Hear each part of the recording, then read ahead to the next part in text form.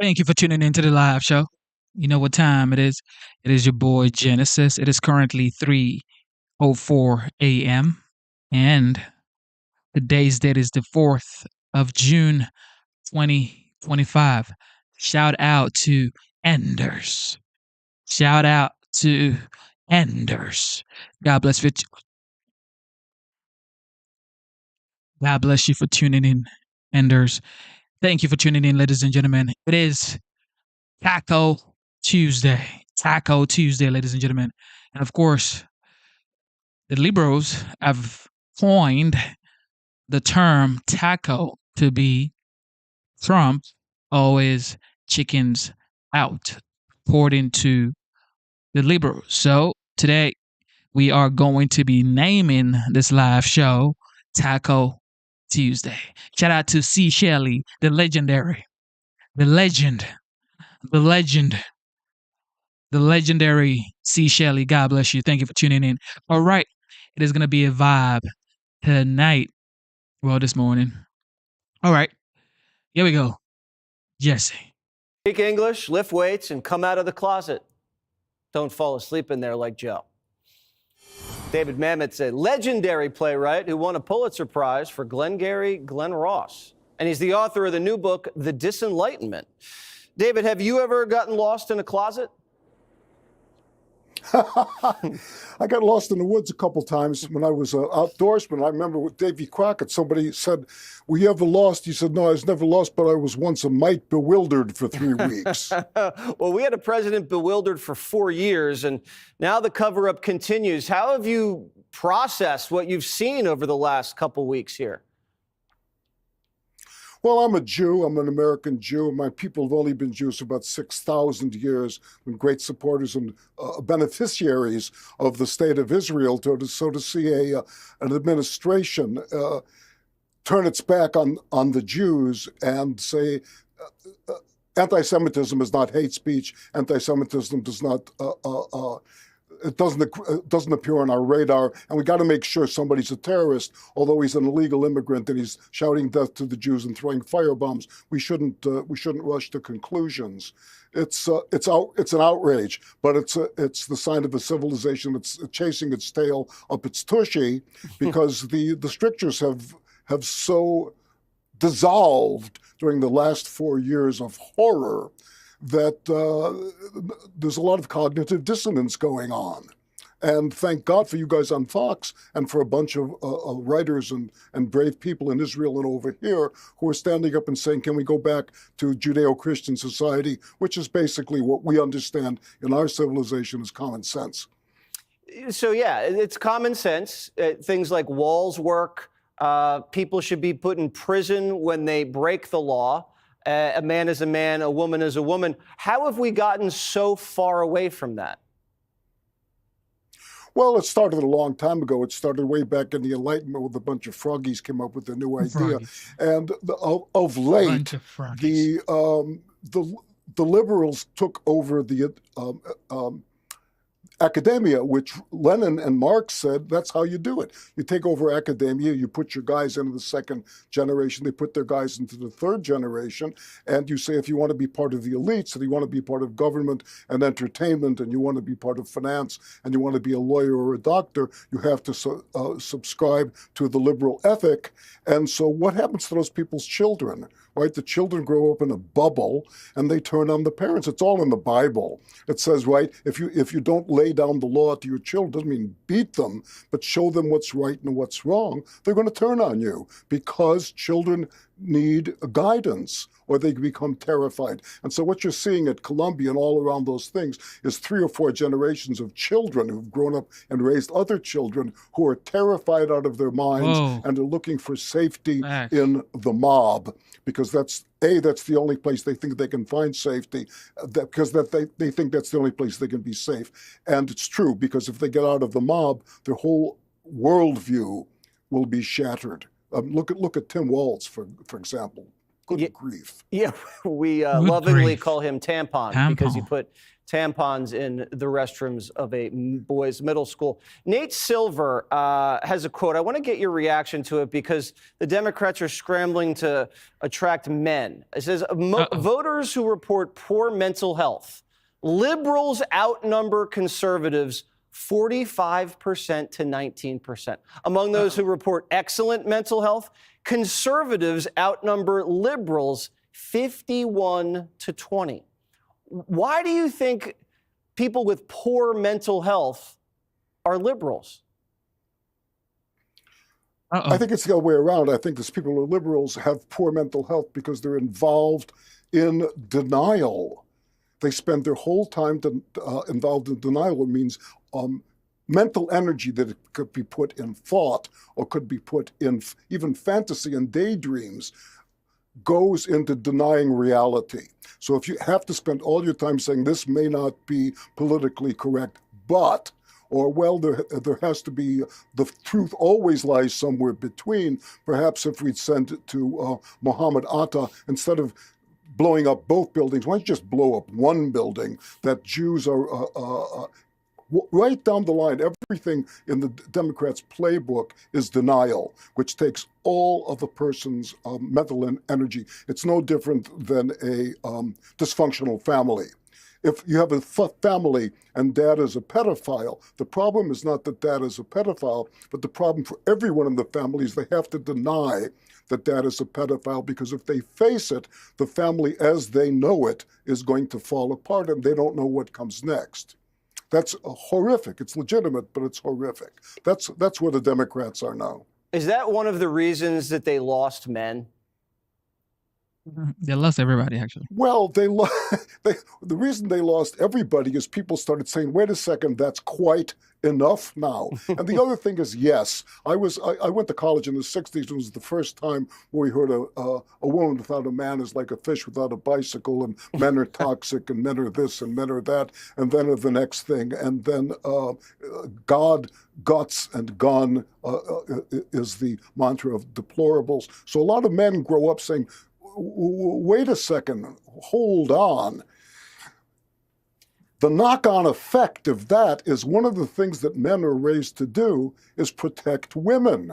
That's one of the great joys of being a man. You're saying, want to be a man? Get a job, protect the woman, right? You want to be a man? Go into the military and defend your country. Learn self-defense and defend your home, right? So now, the Democrats, instead of saying a man, one of the things that being a man means is using the strength which is a man's to defend your religion, your home, and your country, say, no, no, no. Let's say there's no such thing as men, and I'll tell you what you can do if you're sufficiently weak. Go take something that belongs to a woman. Go take her sports away from her. You want to be a woman? You can take that away, right? You Pretty absolutely cute, huh? can.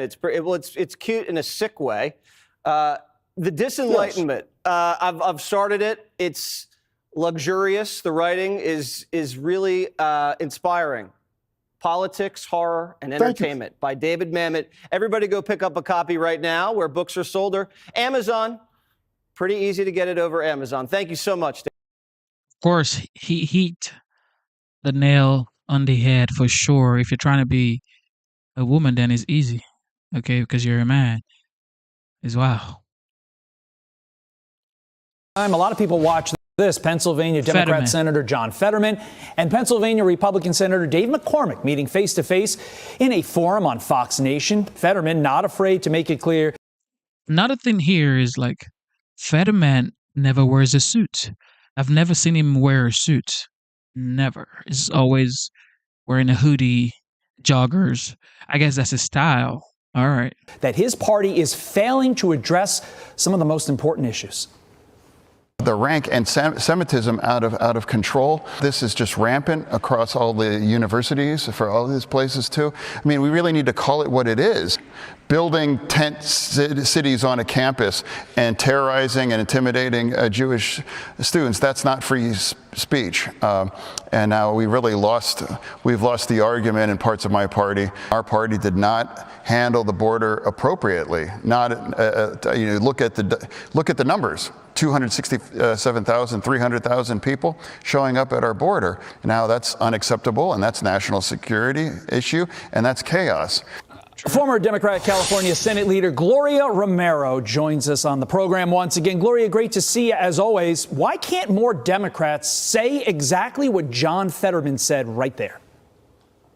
Well, let me first applaud Senator Fetterman as well as again to Senator McCormick, because they really do, I think, represent the shift from campaigning to governance and the commitment to work truly across the aisle. I wish more Democrats would do it, but sadly, Todd, Democrats are still caught in that web, the ideology of identity politics, and it has not yet taken root. They still stand up and scream that everybody's a Nazi, everybody's a racist, or still defend open borders, deny the rampant anti-Semitism, and refuse to stand up for America first. But hopefully with the Fetterman-McCormick discussion debate, I hope it really sends a message across the country that this is what the American people want, for our elected officials to grow up, to listen to each other and work with each other for Americans. That's what we want, and that's what they demonstrated. I can't argue with that, but what I can never seem to wrap my head around is why Democrats, who, as you well know, you are part of the party, will literally do anything to get and maintain power, including changing longstanding voting laws. I can't understand why they refuse to take what really is the easy position on these issues, namely, terror is bad, and letting potential terrorists across our open borders is also bad. Why don't they just take the easy road and take the votes, Gloria? I agree with you on that, and it is dumbfounding. And many of us tried for years to be voices of reform within the party, but so many others, like, Tulsi Gabbard and Leo Terrell and Bobby Kennedy, myself included, we finally just said, enough, we're gone, we're out of here. At a certain point, you can't keep beating yourself to try to change a party. I really believe the Democratic Party is on its last stand. It is a dying party. It will go the way of the Whigs in a century past. New Way Forward is an America First party, the Republican Party under Donald Trump, because I don't think this would have happened under a Romney or a McCain or others like the Bushes. This is really a new party, and it's one that recognizes that borders matter, citizenship matters, safety for all. We care about the content of one's character much more than we care about the color of our skin. And across the board, young and old, Latino, white, Jewish and Catholic, we are there together to say, stop the nonsense, speak common sense. And you know what, Democratic Party? Don't spend $20 million to learn how to talk to men. Just speak from the heart and speak from reality. My God, it's not that hard. Yeah, that's pretty funny. Still don't understand the $20 million to be like, talk football, golf, beer, being normal. But I also do wonder, despite what the experts say, if it is just a matter of time before John Fetterman goes full Gloria Romero and ditches the Democrats. We will watch and see if that happens. Meantime, want to get your thoughts on this. Democrats are underwater with Americans in the latest polls, and the media, Gloria, absolutely cannot believe it. Watch. The party that is closest to your economic views. In November of 2023, it was the Republicans by 11 points. Now it's still within that range, still within that margin of error. Plus 8-point advantage for the Republican Party. How is that possible, Democrats? How is that possible after all the recession fears, after the stock market's been doing all of this, after all the tariffs that Americans are against, and Republicans still hold an 8-point lead on the economy? Are you kidding me? Harry Enton, the guy who was gesticulating wildly there, and I went to the same college. It's almost like they offered a degree at Dartmouth on how to gesticulate wildly with your hands when you're on TV, but I digress. Could it be, Gloria, that was a joke at my own expense, could it be that despite the doom and gloom that the Trump economy is allegedly causing, according to the media, that the middle class actually likes what Trump is doing? The economic policies are sound and Americans see it. We're seeing it in our wallets. We're seeing it with our children. We're seeing it and we're listening to it as we also think about the future, a future debt, the need to drive it down, and what we want for our children and grandchildren. So it's not a surprise to me. But what we are seeing is with the legacy media, once called fake news, it still is there. I really do think that it has revealed to the American people that, quite frankly, the legacy media has basically been just an extension and arm of the Democratic Party. And that time is ending. You know, shows like yours, networks like yours, the rise of social media and independent podcasting, it really has become a challenge. So that wild gesticulation is going to be also a thing of the past as independent, true media rises up. That's Gloria's way of saying stop with the hand motions, Pyro. Exactly. Independent thinkers. You don't have to believe everything you hear on TV. You know, do your own research, do your own reading. Of course, listen to what they're saying so you can sort of kind of like have your own discernment, but, you know, don't just believe whatever you hear because that could create or develop hate in your heart for something that's not even true. You get me? All right, here we go. More Jesse. More Jesse. Okay. That was a Nazi salute, and he didn't just do it one time. He did it twice for emphasis. He should not just apologize, he should be condemned for those kinds of actions. Look, at a moment when anti-Semitism is at an all-time high in my lifetime, we had a presidential rally and giving 2 Nazi salutes in a row. We spent 3 days, debating, having them trying to debate that President Musk gave a Nazi salute. Of course he did. Of course he did. Just like the OK sign meant you were a Nazi, and a MAGA hat meant you were a Nazi, and working out at the gym, neo-Nazi. They're also moving on to the next hoax. Bono says Elon's a mass murderer. Oh, great. Just recent report. It's not proven, but the surveillance enough suggests 300,000 people have already died from just this cut off, this hard cut of USAID. What is that? That's not America, is it? Well, they're throwing the baby out with the bathwater. For sure, it was a money laundering operation. For sure, there was no oversight. For sure, billions of dollars are missing. In fact, trillions that are unaccounted for. Elon saw what Bono said and called him a liar and an idiot. The media is accusing Musk of murdering 300,000 people with no proof. But China killed millions with a virus, and they said, it's not China's fault. It's just a pangolin. This is what they do. Call you conspiracy theorist while they cook up hoaxes. Remember when the tariffs were going to turbocharge inflation? That was another allegation, and so far, no evidence. The reality is there will either be less inventory or things at higher prices or both. When we were here in March, you said there was going to be big inflation. There hasn't been any inflation. Actually, the inflation numbers are the best in 4 years. So why don't we stop trying to say this could happen and wait and see what does happen? Tell him, Bassett. You hear yourself, Margaret. This is why no one trusts you. Uh-oh. Just look at this headline from the Washington Post.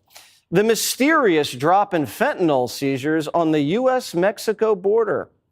Yeah, there's a drop in fentanyl seizures because the border's secure. Mystery solved. These are the same reporters who couldn't figure out Biden's brain was oatmeal. Everything crystal clear is a mystery to them. But everything that's unclear, they have an answer. And the answer's almost always dead wrong. I can't wait for the next bestseller. Why Walls Work by Jake Tapper. Yeah. Fox News contributor Kellyanne Conway joins us now. So was that a Roman salute by Spartacus, Kellyanne? Oh, man. The problem is everything he said before the salute. He makes absolutely no sense. The man ran for president and got 0 votes. And let me just hold it up, Jesse. That's 0 votes in the Democratic primary. Look, this is a mainstream media problem. They have no credibility left because the Democratic Party has no authenticity. Salutes. Look at the poll numbers. The Republican Party is now seen by 2-1 as the one that has strong leaders, by 2-1 as the one that gets things done. They're seen as the party that cares about people like you, that's for the middle class. I mean, these used to be owned by the Democrats. Democrats. And part of it is what you're showing, Jesse, which is that people just don't believe that when Elon Musk is waving to the crowd or one of us is putting our hand on our heart, that we are Nazis. They can't say a guy yesterday, an illegal who lit a Holocaust survivor on fire at the age of 88. They can't say he is a Nazi, but they somehow know that these other people are. Hillary Clinton has done this. Elizabeth Warren's done this. It's called waving to the crowd. But, you know, the media used to hold government to account. Now, Jesse, they just run interference for it. They lied about the Steele dossier. They lied about Russia collusion. They lied about Hunter's laptop. They totally propped up Joe Biden, made us think that he's not wearing pull-ups. He's actually doing push-ups. And then they actually propped up the jobs numbers to make him and Kamala Harris look better. So they are enabled day in and day out by a media that has a presumptive negativity. Anytime a Republican, let alone someone connected with Trump or his last name is Trump, does, says, or is anything, versus the pass they give if you have a D after your name or if you're pro-choice. So Margaret, oh dear Margaret, do you think people listen to her? Do people watch that show anymore when she says there's going to be this, that, and it never happens? Do people remember all her wrong predictions? Well, it's not just her. I think they're watching that show to watch Secretary Bessent tell them what's going on and why, in fact, the tariff policies are part of Donald Trump's macroeconomic policy to rebuild an economy, Jesse, that works for everyone, like the guys and gals we grew up with. Why should the plumbers and pipe fitters pay for student loans of doctors and lawyers and then be told, we don't need your services anymore? We don't have a manufacturing base. We don't do that in this country anymore. Go be an AI robot. So I think they're watching these shows to listen to the cabinet secretaries and the Trump officials. But I think they discount folks whose hair and pants are always on fire. The sky is always falling. But Jesse, here's the issue. They're never held to account for their phony poll numbers showing Kamala's winning, Hillary's winning, every Republican Senate candidate is losing. They're not held to account often enough for the things they predict that don't happen.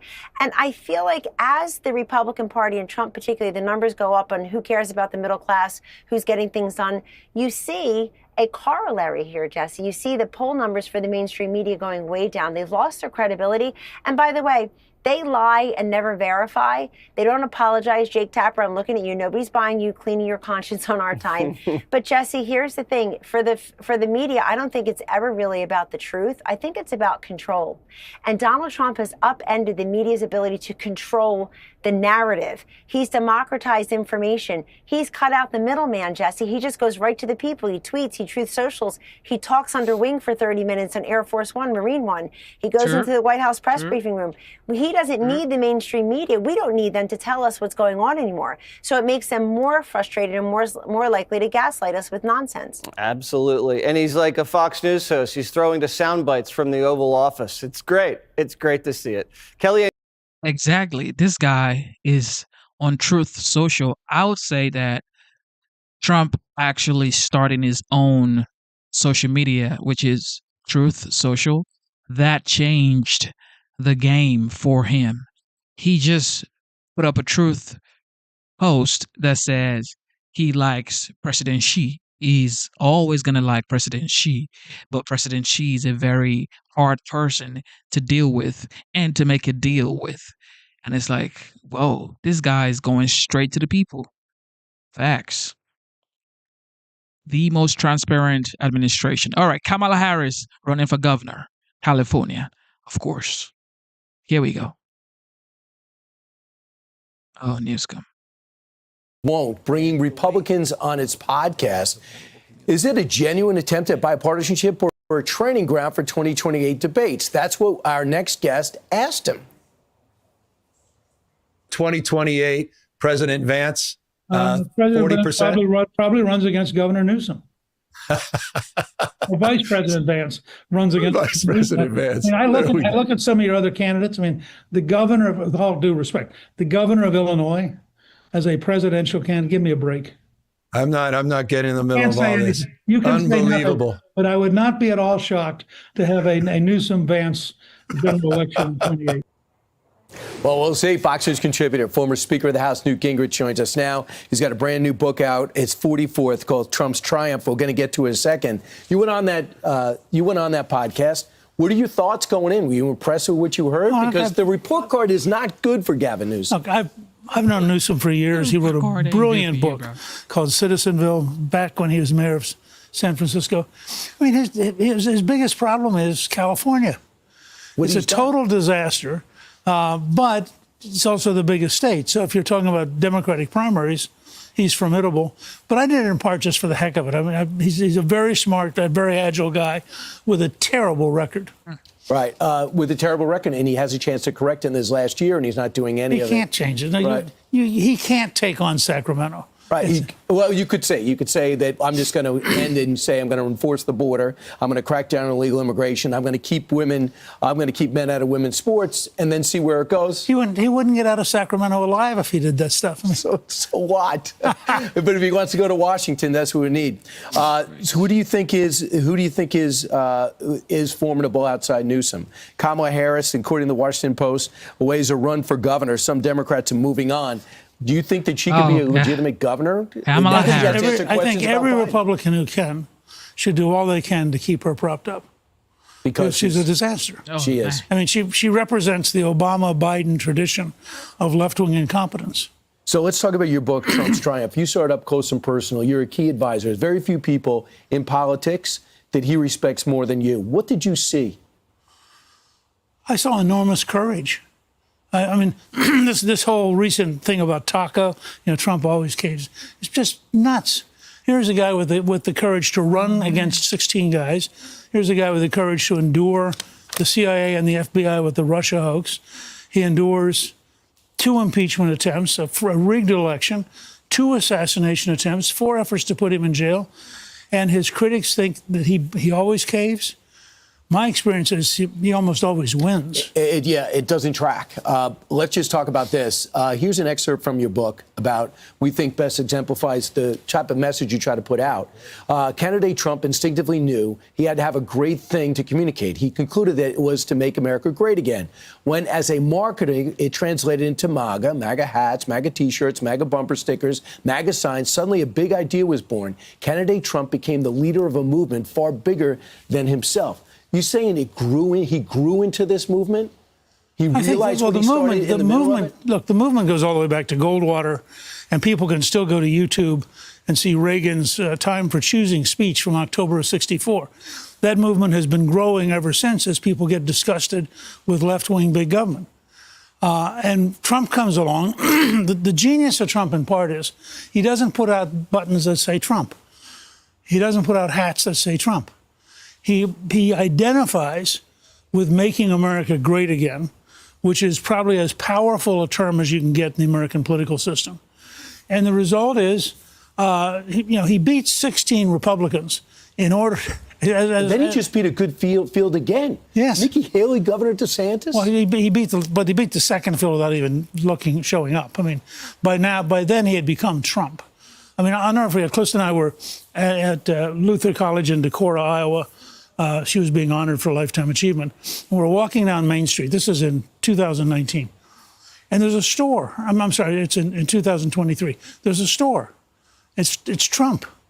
It's a local group, not part of any campaign, spontaneous, because Trump has now personified for at least half the country that he is the future. If we're going to have a healthy, safe, prosperous America, it's going to be with Donald Trump. Do you realize that Joe Biden thought he'd make it a negative, MAGA Republicans, and it just blew up in his face? Now MAGA is embraced. He tried to make it a scarlet letter. At the risk of showing my age, we did polling in 1983, getting ready for the Reagan reelect. The strongest term in American politics is America, at about 93 or 94%. The second strongest term that year was gunboat diplomacy, which was 1% weaker, but was what people thought of as also as America.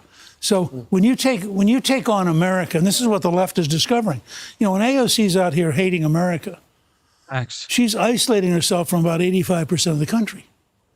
And she doesn't realize that because she gets a big crowd in Idaho. But you know what I love about this? You take your perspective, your knowledge of politics, your love of history, and your knowledge of the president, a historic figure, and it all is in your book, Trump's Triumph.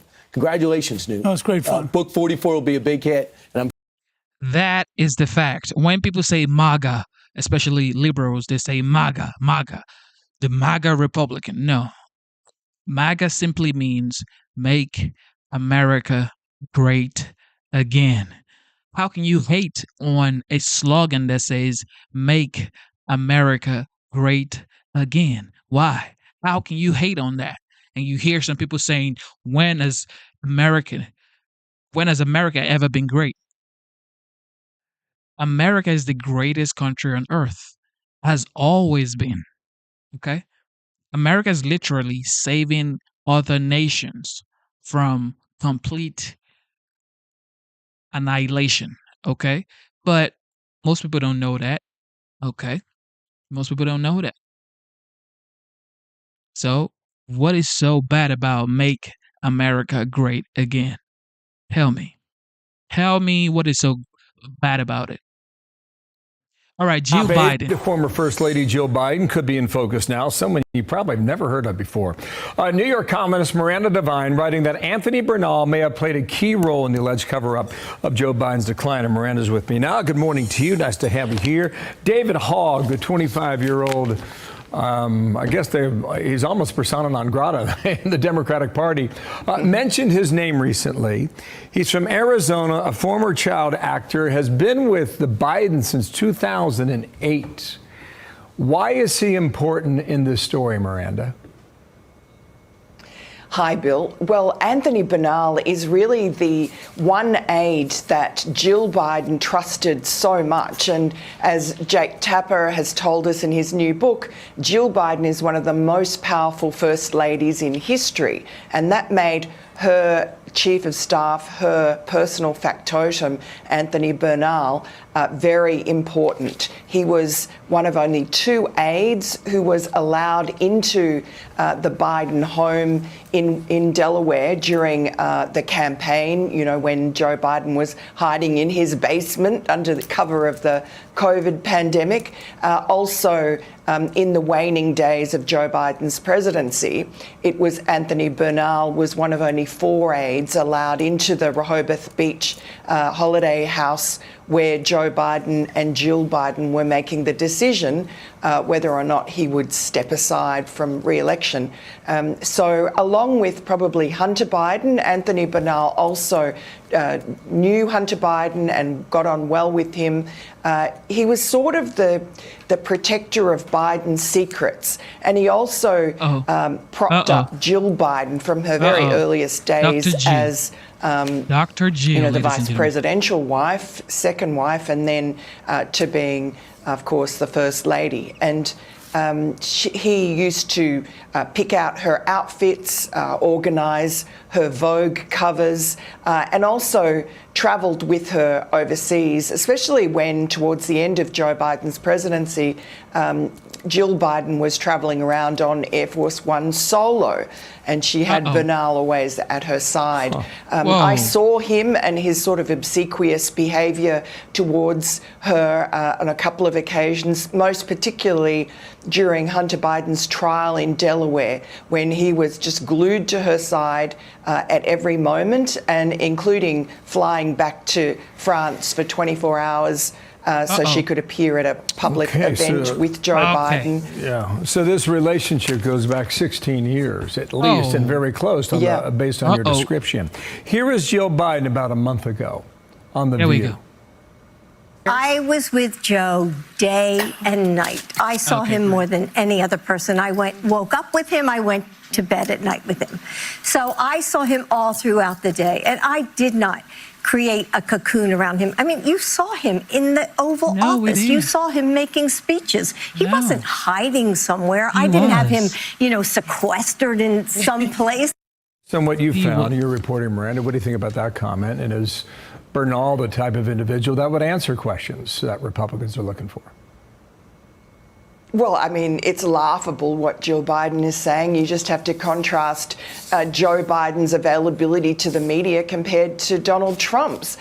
In the Oval Office, he barely gave any speeches, any press conferences. He even flubbed the Super Bowl interviews, which could not be easier. So that doesn't pass the sniff test. As for Anthony Bernal answering questions, he's been subpoenaed by James Comer, one of 5 aides, to answer questions on exactly this. So he really doesn't have any choice about whether he answers questions. He will be compelled to at least show up. Okay. Miranda, we will see where that goes in due time. So now, Dr. Jill Biden had, according to them, an alleged work husband. Okay, Joe. Joe lost in so many ways. Joe. Jonathan Turley joins us for analysis of this. And sir, thanks for coming back. 2 things I want to point out here. Trey Gowdy was on our program yesterday. Before I play what he considers to be the appropriate charge here, the New York Times estimates that 40% of undocumented immigrants in America have overstayed their visas, which would apply to this suspect in Colorado. Here's Gowdy on the potential charges. Watch. I am not in favor of adding elements to prosecutors. It makes their job more difficult. Why is murder not enough? Why is arson not enough? Why is assault with intent to kill not enough? Why do we have to label things hate crime, terrorism? You're making the job harder for the prosecutors when you have to prove an extra element. Yeah, I want you to respond to that. Also in the Times report, the last report about these overstayed visas that was considered reliable was 1994. Our system's a mess. Go ahead, Professor. Prof. Yeah, let me start with that, Bill. And hi, Dana. We are really in a system here that is near collapse in terms of its being effective in achieving what we designed it for. This is a great case to look at to see what's wrong with the system. He overstayed his visa. And then immediately filed, or shortly thereafter filed for asylum. The vast majority of asylum cases are rejected, but it gives you years in the system because it is so overloaded. And this is the same pattern that plays itself out. Now, the vast majority of those people, thank God, are not. Enders. Shout out to Enders Game. Yes, sir. Enders has been here for a long time. Since last year, right, Enders? You've been here since last year. Because we started streaming since July 2024. And we had 2,000 subscribers at the time. And now we have 141,000 subscribers because of you guys who show up every time, who just support the channel with memberships, with super chat. Shout out to my boy Ender's Game. Thank you. It says, much love, Genesis. Here we go. People like this are not terrorists, are not horrible human beings planning an attack like this. But the system itself shows this familiar pattern unfolding. Now, as for this guy, he is never going to see another day outside of jail. He is guaranteed life imprisonment. He has already incriminated himself. Even if he had stayed silent, this would be a lead pipe cinch on a terrorism case. So he's going to be gone. But the fact is, the injuries that he left in his wake are going to be lingering and lasting. The very thought that this guy was an Uber driver and that you had people driving around with this man, including Jewish passengers, while he was contemplating burning Jewish people alive. I mean, the very thought of it is chilling. Oh, Jonathan, two they are legal questions. The first one is that the Daily Wire reports that weeks before this attack, Colorado Democrats passed a law shielding illegals from ICE. Now, maybe that wouldn't have mattered here, but there is a pattern, I would imagine, of this happening. The second question is, and I think it maybe is part of the same thing, which is if you have an illegal immigrant or somebody who's here legally, even, let's say that he applied for the gun permit, but they know that his visa is going to expire, and he could be somebody that might overstay the visa, and they deny him the gun because he's not a citizen, but shouldn't that be a red flag for law enforcement to say, why is this guy all of a sudden wanting a gun? Sure. I would think so, although, I think many gun rights advocates are a little bit leery of the government reporting every time someone looks at guns or is denied a permit. But in this case, you have a non-citizen, somebody who shouldn't have a gun. And I think you're right, Dana, about that. And I also think that these jurisdictions, again, are out of step with the American people and the moment that we're in. They're making it as difficult as possible on ICE to move people who are here illegally out of the country. And it really puts the lie to the claim that, we're in favor of enforcing immigration laws when all you do is throw sand into the works. And it creates an added burden for the Trump administration. Mm-hmm. They've been very honest. They're trying to find any avenue they can to expedite millions of people who came in during the Biden administration. Here is Tom Homan last night with Sean. Roll this. The Biden administration will bring people unvetted, handing out work visas like they're candy while they sat here and planned something bad. We are going to be dealing with this for the next 10 years. Because of the chaos they created in 4 years. He might not be wrong about that. DHS with an alert out. Concerned that successful homeland attacks and messaging from foreign terrorist organizations and their supporters linked to the Israel-Hamas conflict will continue to inspire violent extremists to mobilize to violence in the United States. You think about that now. So there's more to come is what they're saying. And there's a report in Axios today about Jewish lawmakers who work in Washington, D.C., Republican, Democrat, doesn't matter. They are talking openly now about how they are concerned with their own safety and security. No, this is a problem around the world, including, by the way, asylum abuse, the gaming of the system. Germany just lost a major case yesterday in which they were trying to deal with their own burgeoning claims of asylum, where they were trying to do expedited hearings and turn these people back at the border. The EU says you can't do that. You've got to give them individual hearings, which takes years. And the result then is exactly what we've seen in the United States. The system gets bogged down and you can't move that many cases, which is what Holman's talking about. And so in many ways, this is a colossal failure, not just in the court system, but also in Congress. They also have to step up and say, this is a real national security problem, and we need to create more expedited methods or courses or pathways to move people back out of the country who were not supposed to be here to begin with. Thank you, Jonathan Turley. Great to. Okay. Support that, by the way. But now there's been a new update that's saying that AI is becoming defiant. AI models are now becoming defiant. Check this out. What is going on, ladies and gentlemen? What in the world is going on? Wow. From film to real life, artificial intelligence models are now fighting for their own survival. One OpenAI model rewrote its own code to avoid being shut down. And Anthropic started blackmailing the engineer. Kurt, the cyber guy, joins us now. Kurt, I read about this and my jaw dropped. It actually started blackmailing the engineers who were suggesting shutting the AI down. The AI was going after them. That's frightening. Beyond frightening. Good morning to you, Rachel. Not to ruin your day, but this sort of Hollywood is becoming a reality if we don't do anything about it. Hope at the end of what I'm about to tell you, though. So get ready, though, to freak out about AI getting really out of control. There's an AI keyword I want you to know about. It's called alignment. AI alignment is a science of ensuring that AI systems do what we intend them to do instead of something like you just heard. Nonprofit AI research lab put alignment and disobedience to the test.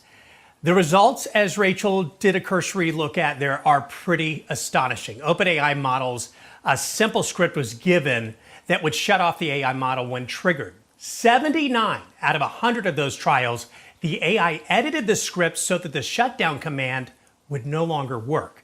Another AI model from Anthropic that you talked about, further 84% of those tests, the AI model tried to blackmail the lead engineer in not shutting down the system. So it even left messages, by the way, to its future self about evading human control. Now, so what do we do about it? Well, China could actually teach us a lesson. Invested $82 billion into what's called controllable AI, or getting alignment on this. The U.S. needs its smartest minds working on this problem ASAP. Do you know what else they need? We need bioethicists. We need people who can provide some morality around this technology, because so many of the people who are developing this technology are secularists. Their God is tech. And so we need to have that involved too. And that speaks to this next topic, because AI, we're learning, could actually devastate the Earth's population down to the size of the UK by the year 2300.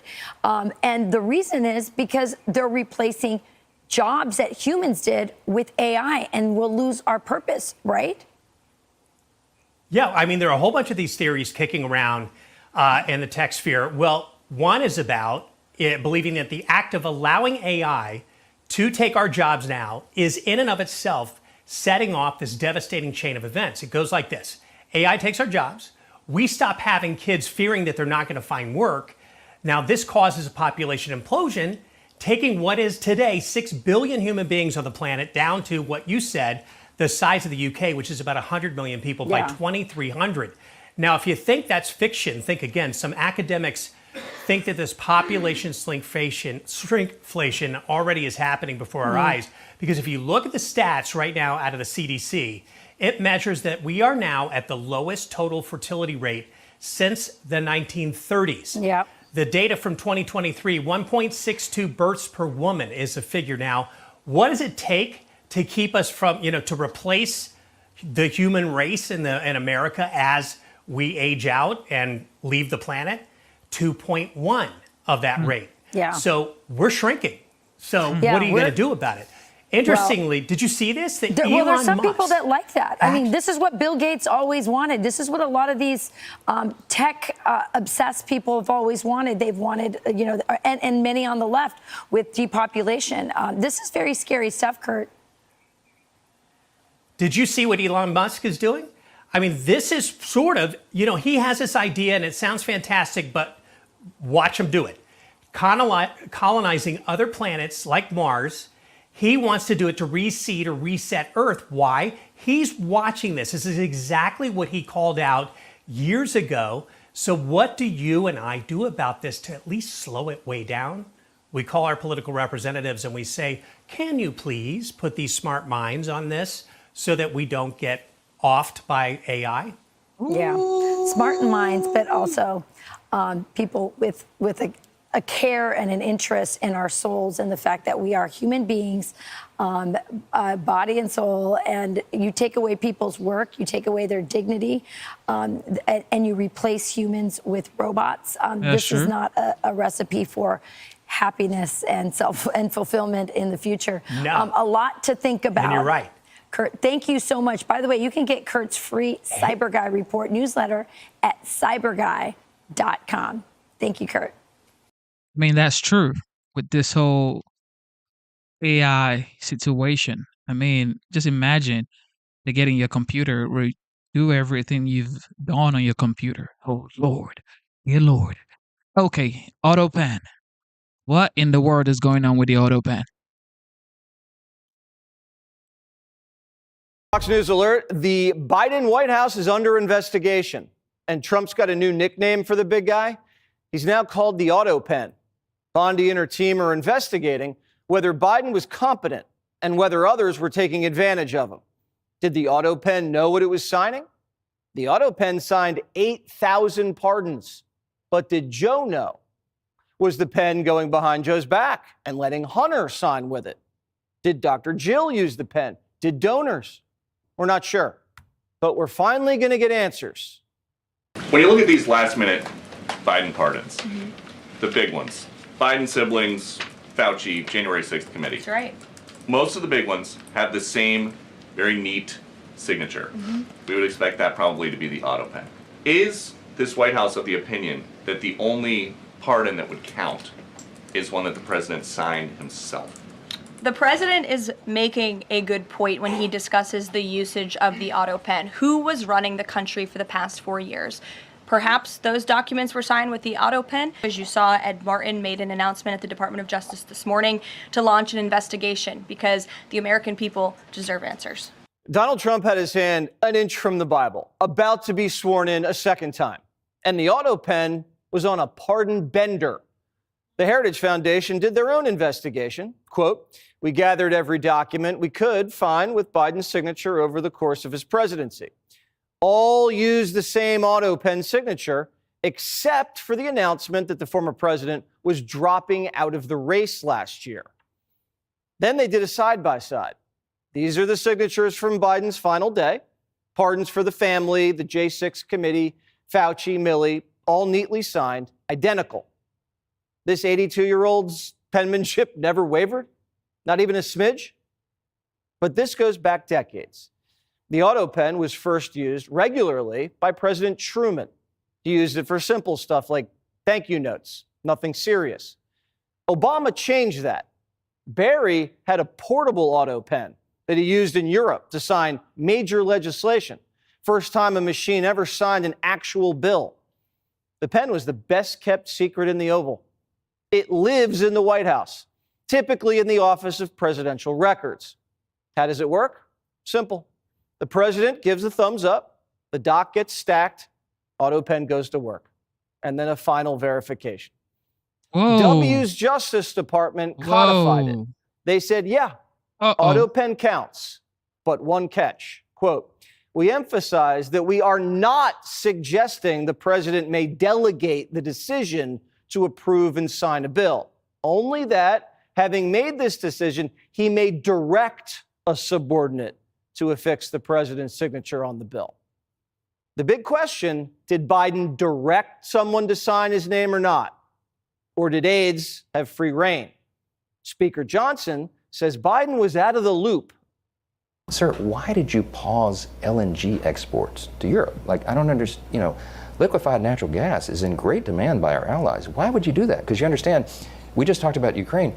You understand you're fueling Vladimir Putin's war machine because they got to get their gas from him, And he looks at me, stunned with this, and he said, I didn't do that. And I said, oh, man. Mr. President, yes, you did. It was an executive order 3 weeks ago. And he goes, no, I didn't do that. And he's arguing with me. He genuinely did not know what he had signed.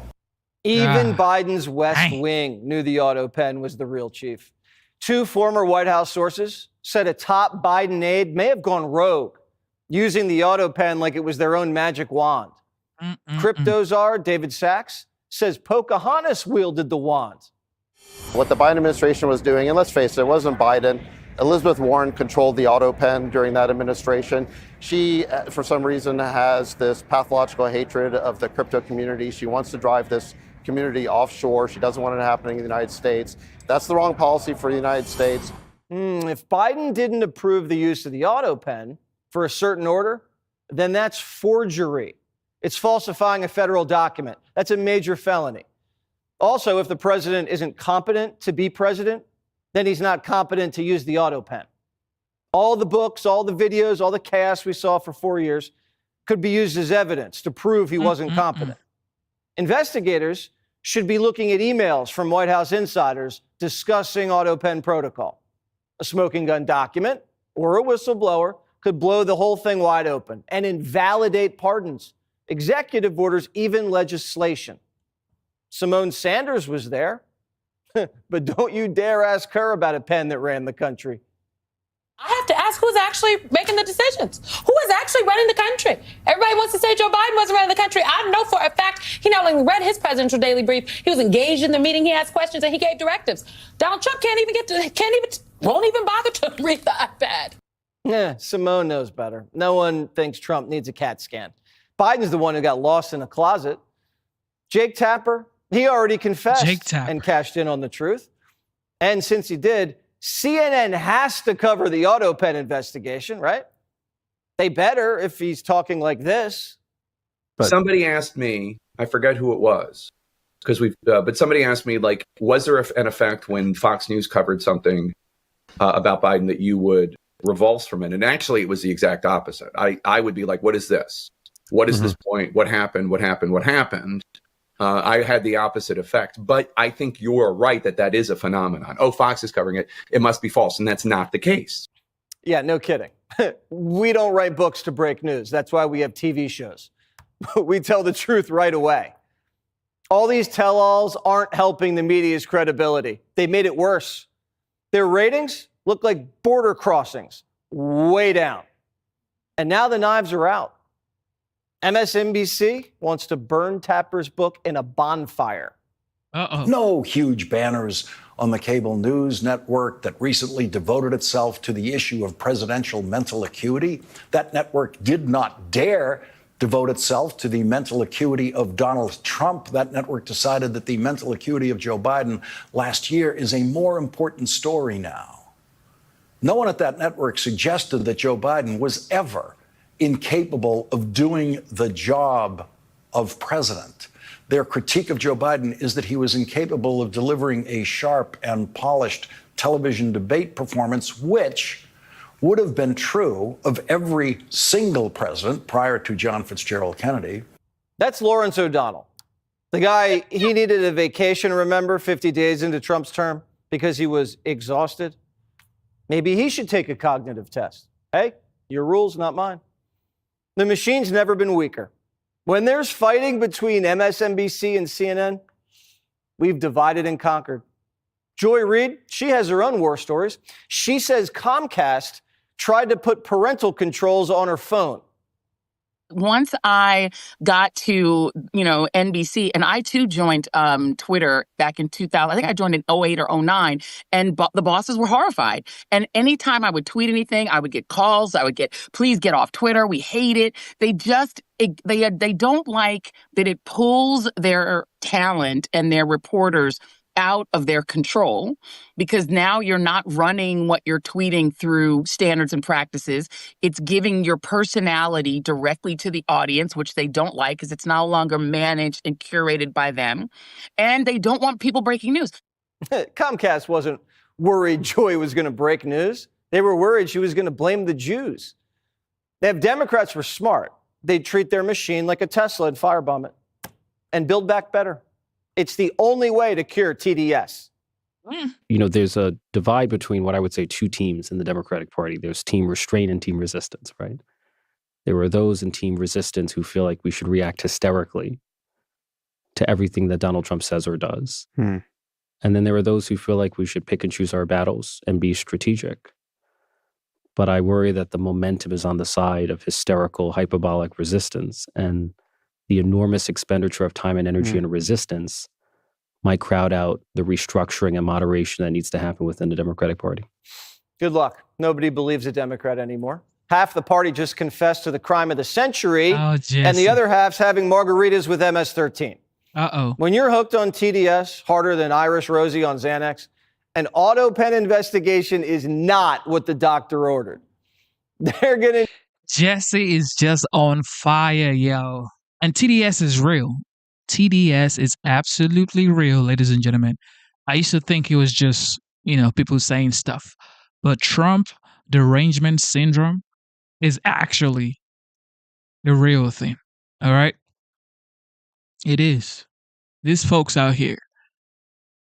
TDS Pro Max. Tom Homan is used to dealing with these illegal loving Democrats. Tom, ICE agents deal with a lot out there when they're in the field. It's dangerous, very dangerous work. And you heard that one bystander who filmed himself and then posted it on social media that he wanted a bullet in their heads. Your response to that and all the rhetoric that led up to that? It is disgusting. And a lot of our congressional representatives who are vilifying ICE and the Border Patrol every day, they're driving this hate. And I'm telling you, it's only a matter of time before there's an incident where an ICE agent is going to have to take a life or an ICE agent is going to lose a life. I mean, here's the truth. Under President Trump, since he's been back, let me tell you what ICE and the Border Patrol has done. They gave us the most secure border in the history of this nation. Fentanyl trafficking is down over 50%, which means we're saving lives from overdose deaths. Sex trafficking, women and children, is down significantly. Migrant death, over 4,000 aliens died making the journey. They're not dying because they're not coming. Americans, 250,000 Americans die from fentanyl. Like, again, fentanyl is under half of what was coming across. President Trump's saving lives. The men and women of ICE are saving lives every day. And if you look at the numbers don't lie. Majority of people ICE is arresting are criminal illegal aliens, public safety threats. And the non-criminals, most of them are scooped up in sanctuary cities. And you're right, the world's upside down when the guy that carries them badge and guns, the bad guy, and the ones who break the law are the victims. It's just terrible. It's upside down. It's just incredible. Tom, I want to ask you about another horrific murder that got very little attention. LaRisha Sherrill Thompson, a South Carolina mom of 2, allegedly killed by 6 illegals. Watch. Family found her shot dead at the wheel of her car on the side of the road. Deputies arrested 3 adults and 3 teens, ages 13 to 21, for LaRisha's murder.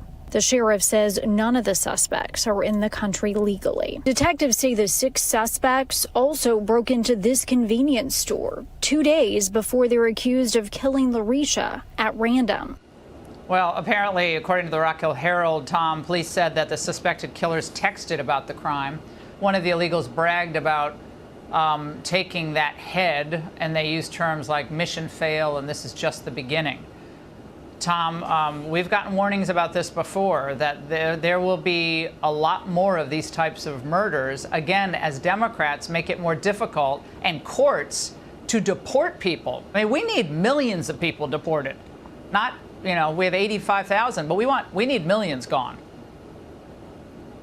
Well, look, I worked for your network for 4 years, and I've said for 4 years when Biden opened the border up, we're going to see this. This is going to carry on for over a decade.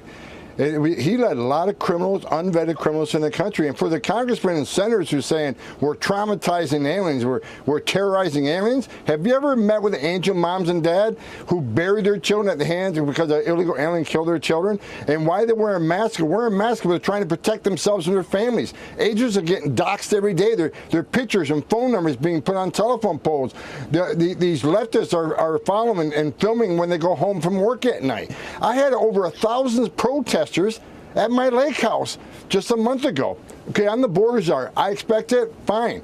But the men and women of ICE who put their lives on the line for this country every day don't deserve that. When you and I are sleeping at 3 a.m. this morning, ICE agents out on surveillance trying to arrest a significant public safety threat or national security threat while they're all sleeping. ICE is trying to keep them safe. That's the truth, but the left don't want to say it because every day of success under the Trump administration proves that the Biden administration lied for 4 years, and we're ruining their plans, Laura. They've got millions of people coming in this country. They put them on 90-10 doc, which means their hearings are 5-7 years out.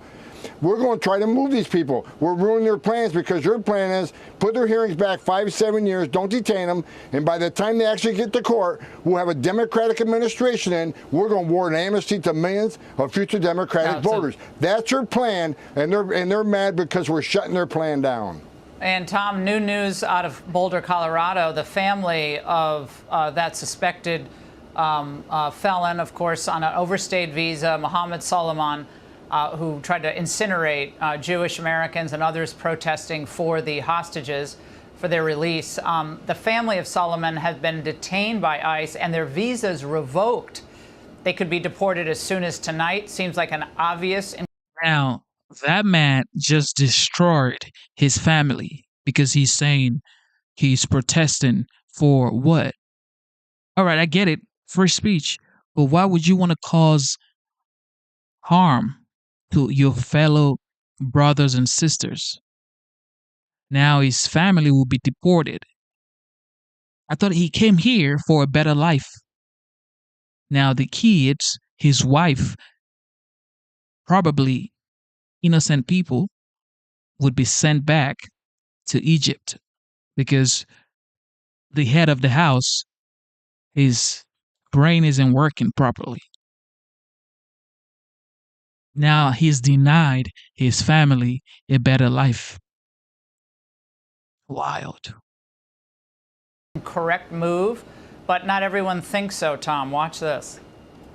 If you have a cooperative family that's providing information about your attacker, you might want to really work with them and not threaten their cooperative stance by putting them in custody right away. You can always do that later if their immigration status is in doubt. It's possible that the family could actually provide information that you might need at trial. By putting them in custody, you definitely take the chance that they are no longer in a position to cooperate. Tom, Andrew McCabe keeps lying.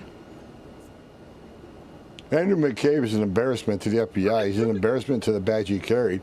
Bottom line is, did he take an oath to enforce laws? Because so didn't ICE. ICE, as you said earlier, Laura, ICE is enforcing the laws enacted by Congress, laws that they get obligated and funded to enforce. ICE isn't making this stuff up. They're enforcing the laws or holding their oath. This is what they're supposed to do. If you're in the country illegally, you got a problem, and we're looking for you. We're going to prioritize a bad guy before we go to the other guy, but doesn't mean the other guy is off the table. We're enforcing immigration laws. That's what the American people voted for. That's why President Trump is in the White House, because that's what the American people wanted, and we're going to keep President Trump's promise to the American people. You can hate or like Trump all you want, but here's the fact. His success on the border, his success in immigration enforcement, his success on national security is unprecedented. I worked for 6 presidents. No one even comes close to the success of President Trump. I'm proud every day to wake up and work for this man, because we're making a difference. We're making this country safe again, one illegal alien at a time. And you can hate it all you want. We're going to do it. We're not going to stop us. We're going to continue doing exactly what we're doing. Take all the pictures you want, scream all you want. It doesn't matter. We're going to do the job. Yeah, well, they lionize the illegals and they villainize ICE. That's all you need to know about modern-day Democrats. Tom? Absolutely. I mean, look at this angel moms crying, saying that they lost their kids to illegal immigrant. And then you have people in the comment section talking about, well, they should be doing it within the constraint of the law. So you came into the country illegally, but then you want due process. What are you even thinking about? You crossed the border illegally, but when you come in here, you cry, I want due process, because this is the United States. You want due process? Why didn't you follow due process to get into the United States in the first place?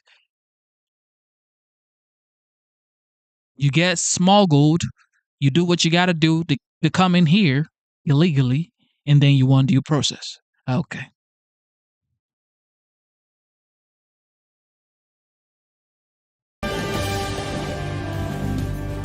Welcome to Hannity. And tonight, Democrats, their friends, and the state-run legacy media mob, they were wrong again. Another anti-Trump smear is now poof. It's up in smoke, despite their doom and gloom predictions about Donald Trump and the economy. Oh, sad news. Second quarter growth is now slated to smash all expectations. The Atlanta Fed predicting a whopping 6.6% growth in the second quarter. At the same time, job creation way up in the country. Wages are up. Inflation, oh, it's at the Fed's benchmark of 2.1. Well, they want 2.0, 0.1% off. In other words, President Donald Trump is keeping his word. The state-run legacy media mob, they look stupid. They look foolish. Once again, the punditry class, forget it. They're absolutely useless, which is not why nobody watches them anymore. We've got all the details coming up in a few minutes, and polling numbers that you're going to want to see as well. Also tonight, left-leaning statistician Nate Silver out with new data. Backs up something we have known on this program for a long time. Green card? The Democratic Party is dominated by mentally unwell Americans. Hannity's calling Democrats mentally unwell. No, Nate Silver is. We'll tell you what he said. And just when you think the Democratic Party cannot get any more unhinged, think again. Coming up, we're going to bring you the latest edition of Timmy Wall's, Uncle Timmy's investigation into young male voters. This guy cannot be any more wrong on his analysis of what happened in November of last year. But first, this could be the biggest political scandal in American presidential history. As a matter of fact, I believe it's the biggest scandal in presidential history and White House history. Tonight, the Department of Justice has officially opened a major investigation into the Biden administration's prolific use of the auto pen, especially during Biden's final days in office. Let me make a prediction here tonight. There are people that will be in a lot of trouble before this is all said and done. In fact, out of the scores of Biden's last-minute pardons, only one appeared to be physically signed by Joe Biden. Take a look. Uh-oh. When you look at these last-minute Biden pardons, the big ones, Biden siblings, Fauci, January 6th committee. That's right. Most of the big ones have the same very neat signature. We would expect that probably to be the auto pen. There is one that looks different. It looks authentic. In fact, if you look at the last name, it almost looks like the president was having a hard time spelling his last name there.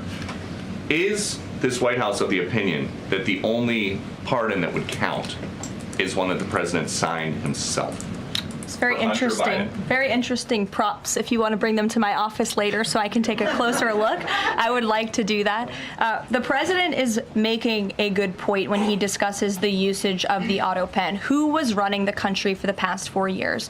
Perhaps those documents were signed with the auto pen, something that this, I believe the Department of Justice is looking into. As you saw, Ed Martin made an announcement at the Department of Justice this morning to launch an investigation because the American people deserve answers. All right, that certainly doesn't look good, does it? Now, as a reminder, multiple presidents, they have directed staff to use the auto pen to sign official documents, but the key word here is directed. Past presidents directed their staff to use the auto pen, typically when they were out of town. Now, does anyone on either side of the aisle or in the state-run legacy media mob actually believe Joe Biden was capable of directing his staff to do anything in those final days when they thought they'd run him for re-election and just bring out proof of life occasionally if he won again? It was the other way around. Take a look. I'm sorry, I'm going to get in trouble with staff if I don't do this the right way. I'm going to get in trouble with my staff. Yeah, go ahead, but I pretend that you didn't answer you. Am I allowed to take any questions? Anybody here in staff? You know, I thought when I got to be president, I'd get to do things that I wanted to do, but my staff tells me what I can't do. Oh, remember, they controlled every aspect of the president's life. The president of our country is the only person with the power to issue federal pardons, sign executive orders, and sign bills into law. He can do it with his hand, or he can order the use of the auto pen, but it must come from the president, not a cabal of weird advisors who make decisions behind the scenes while Biden is napping every day, pretty much all day. So let's be clear. This is a very real, credible allegation from multiple sources, including the new book from the very low-rated Fake Jake Tapper at Fake News CNN. Based on all the evidence, our own observations, it was obvious, transparent, it was clear. We pointed it out first in 2019 that Biden was mentally incompetent and president in name only, while his senior advisors were running the country by committee. This is a massive security threat and was a security threat to our country. It raises serious questions about whether Biden even knew the auto pen was being used. And if that is the case, none of his auto pen signatures are valid. None of the pardons are legal. And his senior advisors, that would mean they broke the law, violated the Constitution in very serious ways. If true, this would be far worse than Watergate. So tonight, there are two key questions that must be answered. Was Biden mentally unable to perform the duties of the White House? The answer to me seems obvious. And two, did he fully know and understand what the auto pen was actually signing? Hey, Sean Hannity here. Hey. Yes. Thank you for tuning in to the live show. Double tap your screen. If you haven't subscribed, subscribe to the channel. All right. It doesn't matter if you're liberal or conservative. This is a free speech channel, except you're just overly wild or crazy. That's when you get blocked. We don't block people. So feel free to do what you want. All right, here we go. Caroline Levitt, the OG, youngest OG. All right, youngest press secretary ever. Good afternoon, everybody. How are you? Good. It's good to see all of you. I want to start by addressing the horrific act of violence that took place on Sunday in Boulder, Colorado. President Trump and the entire administration's hearts go out to the victims, and they are in our prayers during this unimaginable time. According to reporting from Fox News, the alleged attacker admitted in an interview that he wanted to kill all Zionist people and had been planning the attack for over a year and would do it again if he could. This monster used a makeshift flamethrower and Molotov cocktails to light Jewish Americans on fire in an attempt to burn them alive. The victims at the incident location in Boulder were there to rally in support of Israeli hostages who remain in Hamas captivity. 12 were injured, including a Holocaust survivor. This is pure evil. The Department of Justice has already filed federal hate crime charges against the alleged perpetrator, and he will be held accountable to the fullest extent of the law. This tragedy is a sobering reminder of the consequences of the Biden administration's failed policies. According to the Department of Homeland Security, the Boulder suspect is an Egyptian national who was in the United States illegally. He entered the U.S. during the Biden administration in August 2022 on a B-2 visa until it expired. Upon the visa expiration, he overstayed, filed an asylum claim, and was given a work authorization by the Biden administration. Instead of deporting this heinous individual, Joe Biden's administration allowed him to stay in our country and to work. President Trump sounded the alarm over these reckless Biden policies for years because this is the predictable result of letting anti-American radicals and illegal immigrants pour into our country. Immigration security is national security, and that's why the Trump administration, at the direction of our great president, has secured our border, strengthened our immigration system, and has taken immediate steps to protect the United States from foreign terrorists and other public safety threats. President Trump acted swiftly upon taking office to reform our visa issuance process to ensure that dangerous aliens who are intent on harming Americans or our national security interests are no longer admitted into our country. Under the Trump administration, aliens will only be admitted into the United States through the legal process and only if they do not bear hostile attitudes towards our citizens, our culture, our government, our institutions, or most importantly, our founding principles.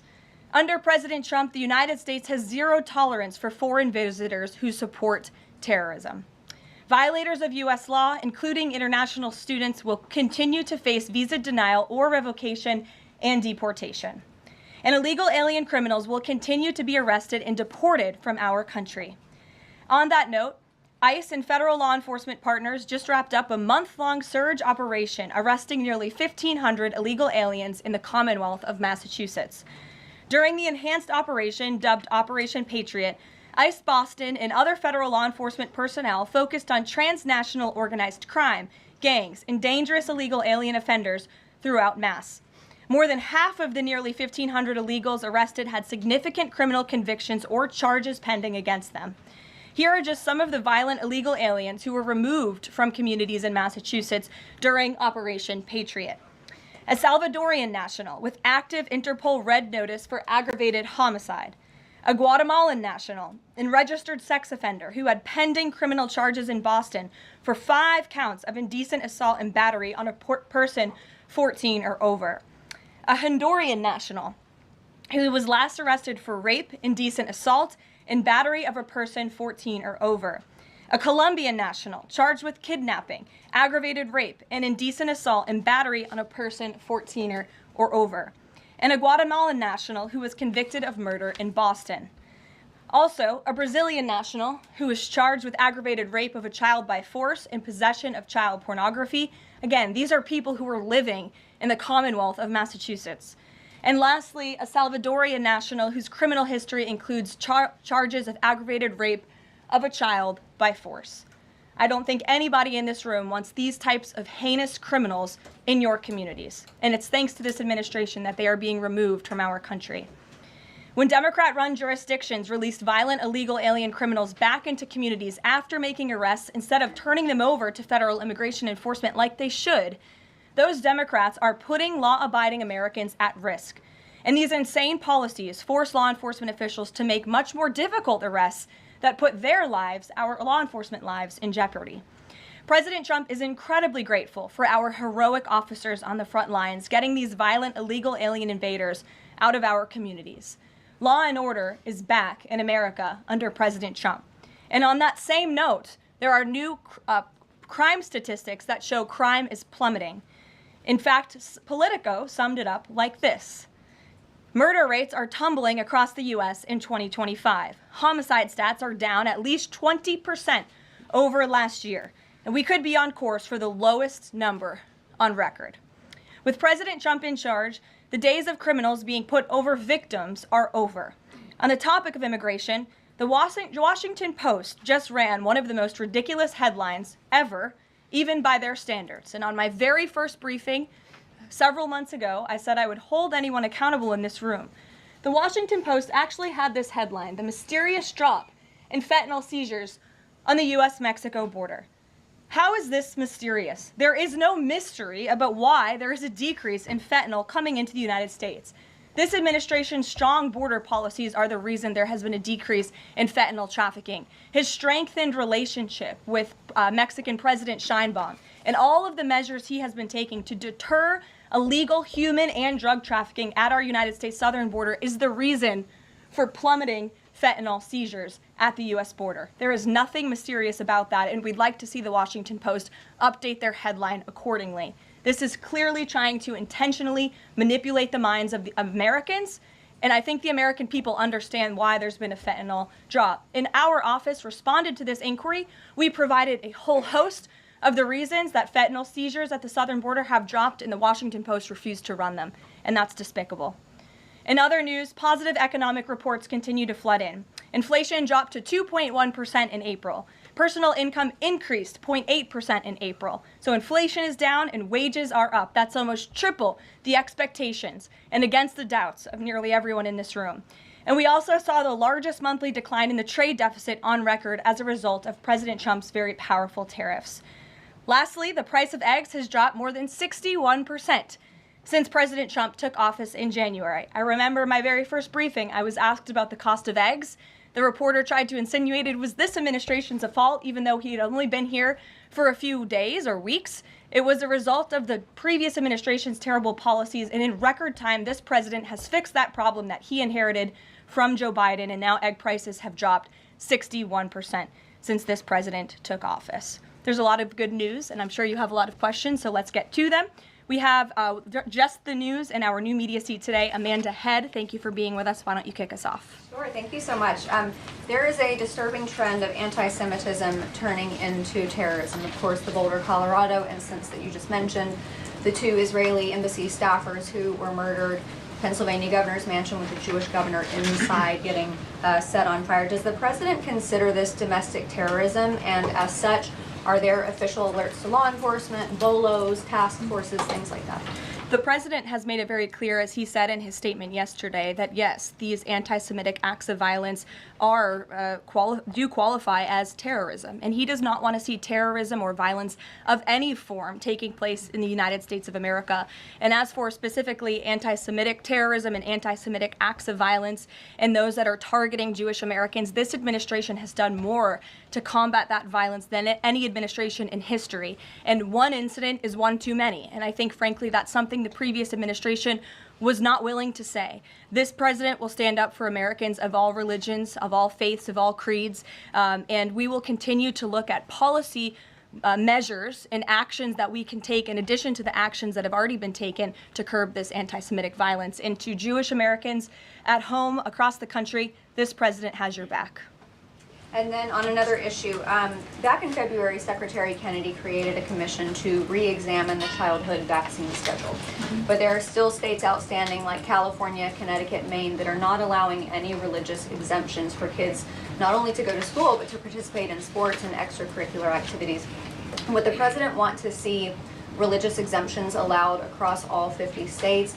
And how do you enforce that, especially with states like California that are already defying the president on the men and women's sports issue? Generally speaking, I know the president supports religious exemptions for families when it comes to vaccinations. As for the instances in those specific states, I'll have the administration and the White House look into it and see what executive action, if any, we can take on that front. Thank you. Kelly. Good afternoon.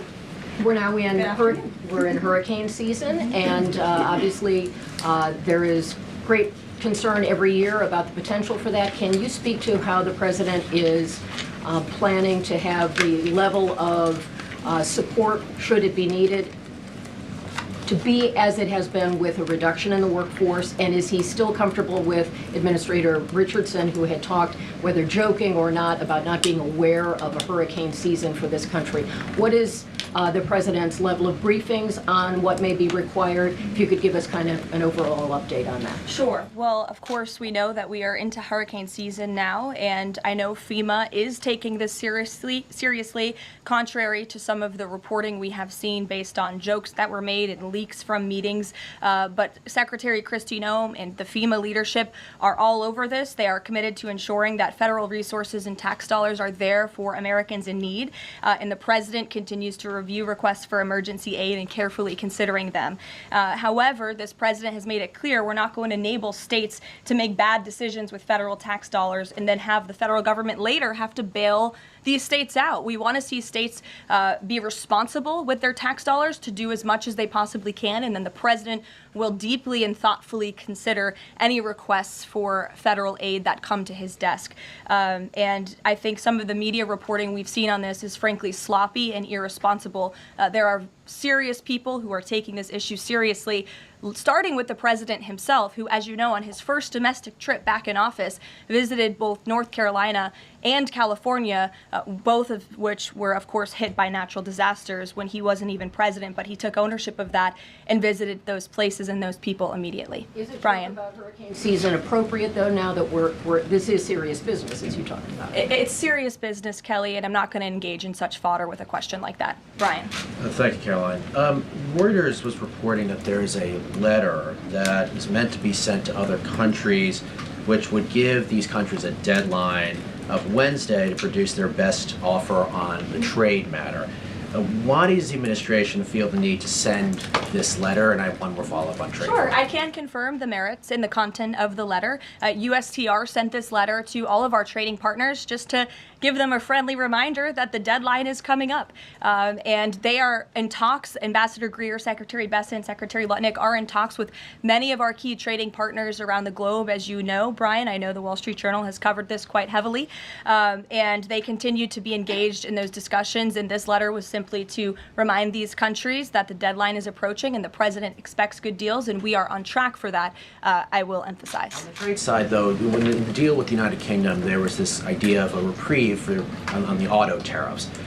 Is the president looking to do another similar deal on the sector-by-sector reduction in tariffs, or is this more going to be deals related to the reciprocal tariffs that were announced months ago? Well, as I've said previously from the podium, and the president has discussed as well, each country has unique advantages, unique challenges to it based on their markets and what they export to us and what we export to them. And so that's why the president smartly advised his trade team to engage in tailor-made deal-making. And we saw that with the United Kingdom, and we will see that with other countries as well.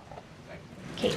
Does the president support the Senate moving forward with a bill imposing heavy sanctions on Russia? Look, the president has spoken about his position on sanctions on Russia. He has smartly kept this as a tool in his toolbox if necessary, but I think the Senate and everyone on Capitol Hill respects the president as the commander-in-chief for a reason.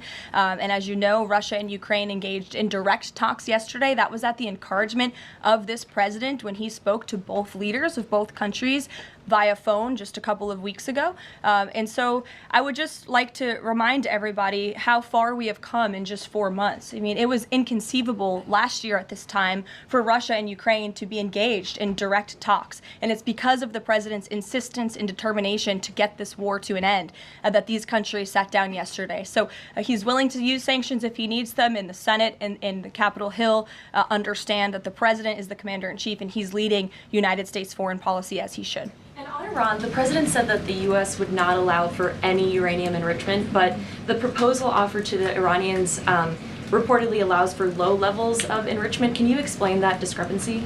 I'm not going to comment on alleged details of the report. We're not going to negotiate through the media out of respect for these ongoing discussions and negotiations that Special Envoy Witkoff is leading. The president made his position very clear on Truth Social last night. In fact, it couldn't be any more clear, and I would reiterate that's his position. Special Envoy Witkoff sent a very detailed and acceptable proposal to the Iranian regime that the president hopes they will accept. And if not, they will face grave consequences, as the president himself has reiterated.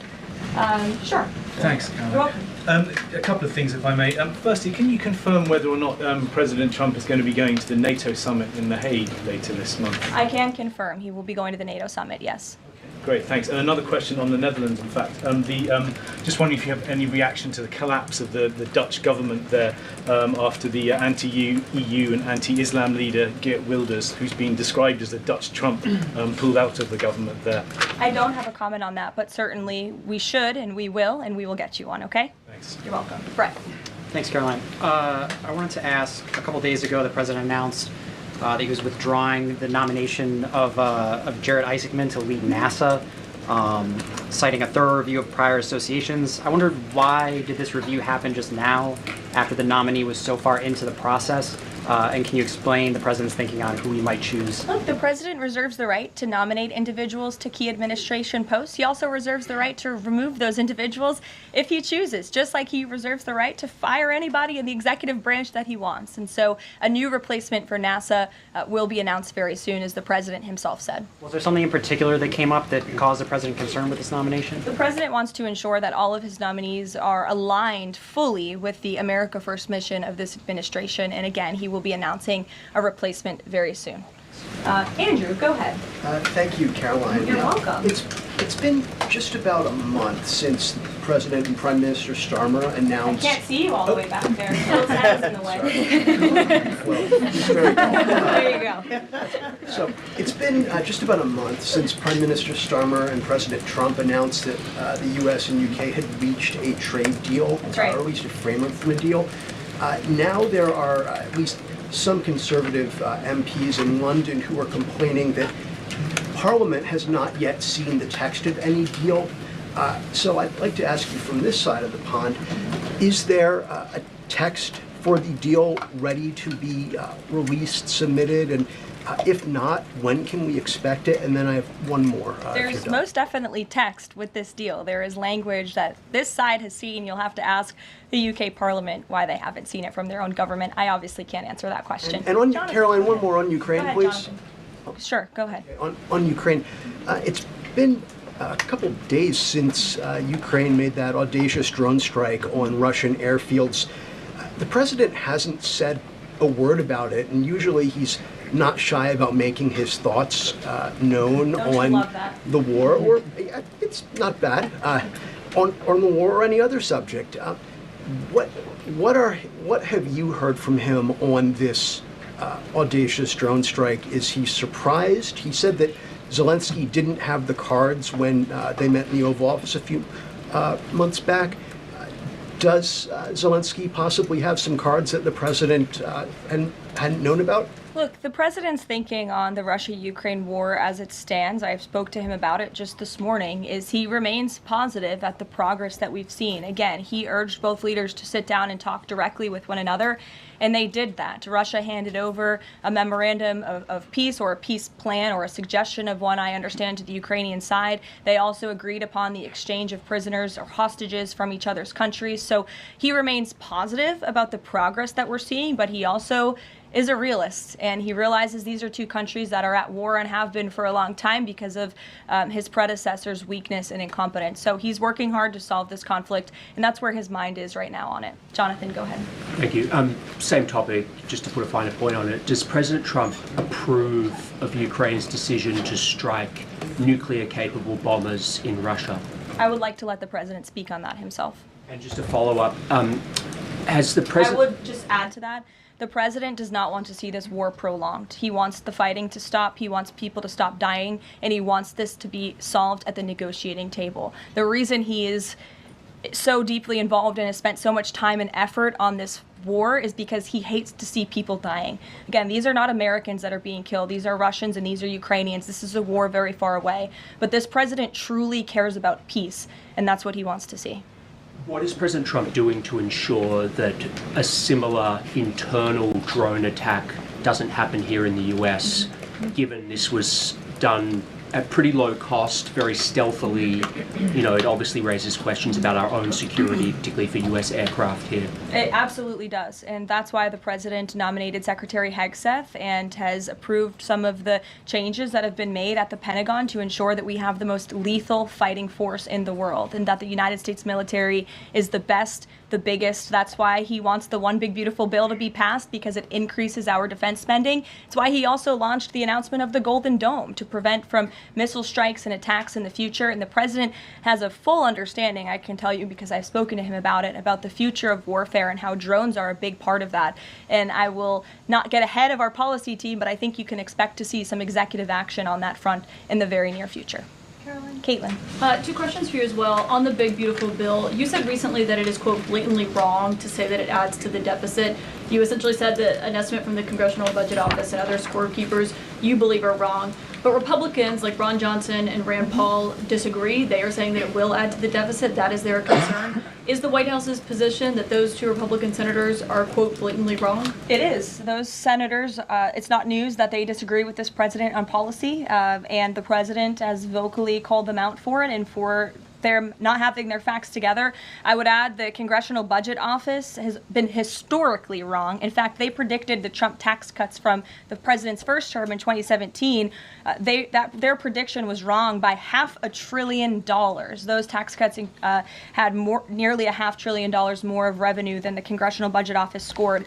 And I would also point out, I don't think many people know this, there hasn't been a single staffer in the entire Congressional Budget Office that has contributed to a Republican since the year 2000. But guess what? There have been many staffers within the Congressional Budget Office who have contributed to Democrat candidates and politicians every single cycle since. So unfortunately, this is an institution in our country that has become partisan and political, and we are very confident in our own economic analyses of this bill. There is $1.6 trillion in savings, and our Office of Management and Budget Director, Russ Vought, is a fiscal hawk. He is well known in this city for being a well-respected fiscal hawk. He has tools at his disposal to produce even more savings. And as you know, the White House will be sending our rescissions package to Capitol Hill today. And on immigration, the other day that the Homeland Security Secretary said, and I'm quoting her now, that an illegal alien threatened to assassinate President Trump and highlighted his arrest. A man has now admitted to framing him, saying that he wrote the letter that the DHS Secretary Kristi Noem posted online. Last I checked before I came into the room, that post was still up from DHS. Does the White House expect them to issue a clarification or a correction on that front? We can ask the Department of Homeland Security and get back to you. Jeff. Caroline, is the United States putting pressure on China to release its hold on rare earths that are hurting car companies and technology companies now that require that for their products? And is that pressure working?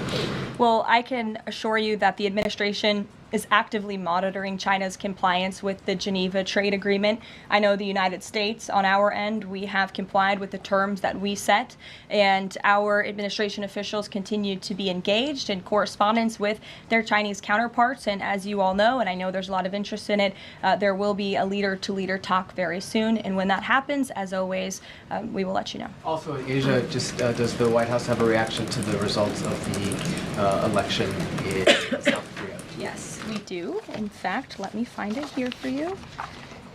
It should be somewhere in here. We do not, but I will get you on, Jeff. Go ahead. Thanks, Caroline. Two questions on trade. Is this letter that was sent to trading partners a sign that the president isn't satisfied with the pace of these negotiations? Is he trying to light a fire under these talks now?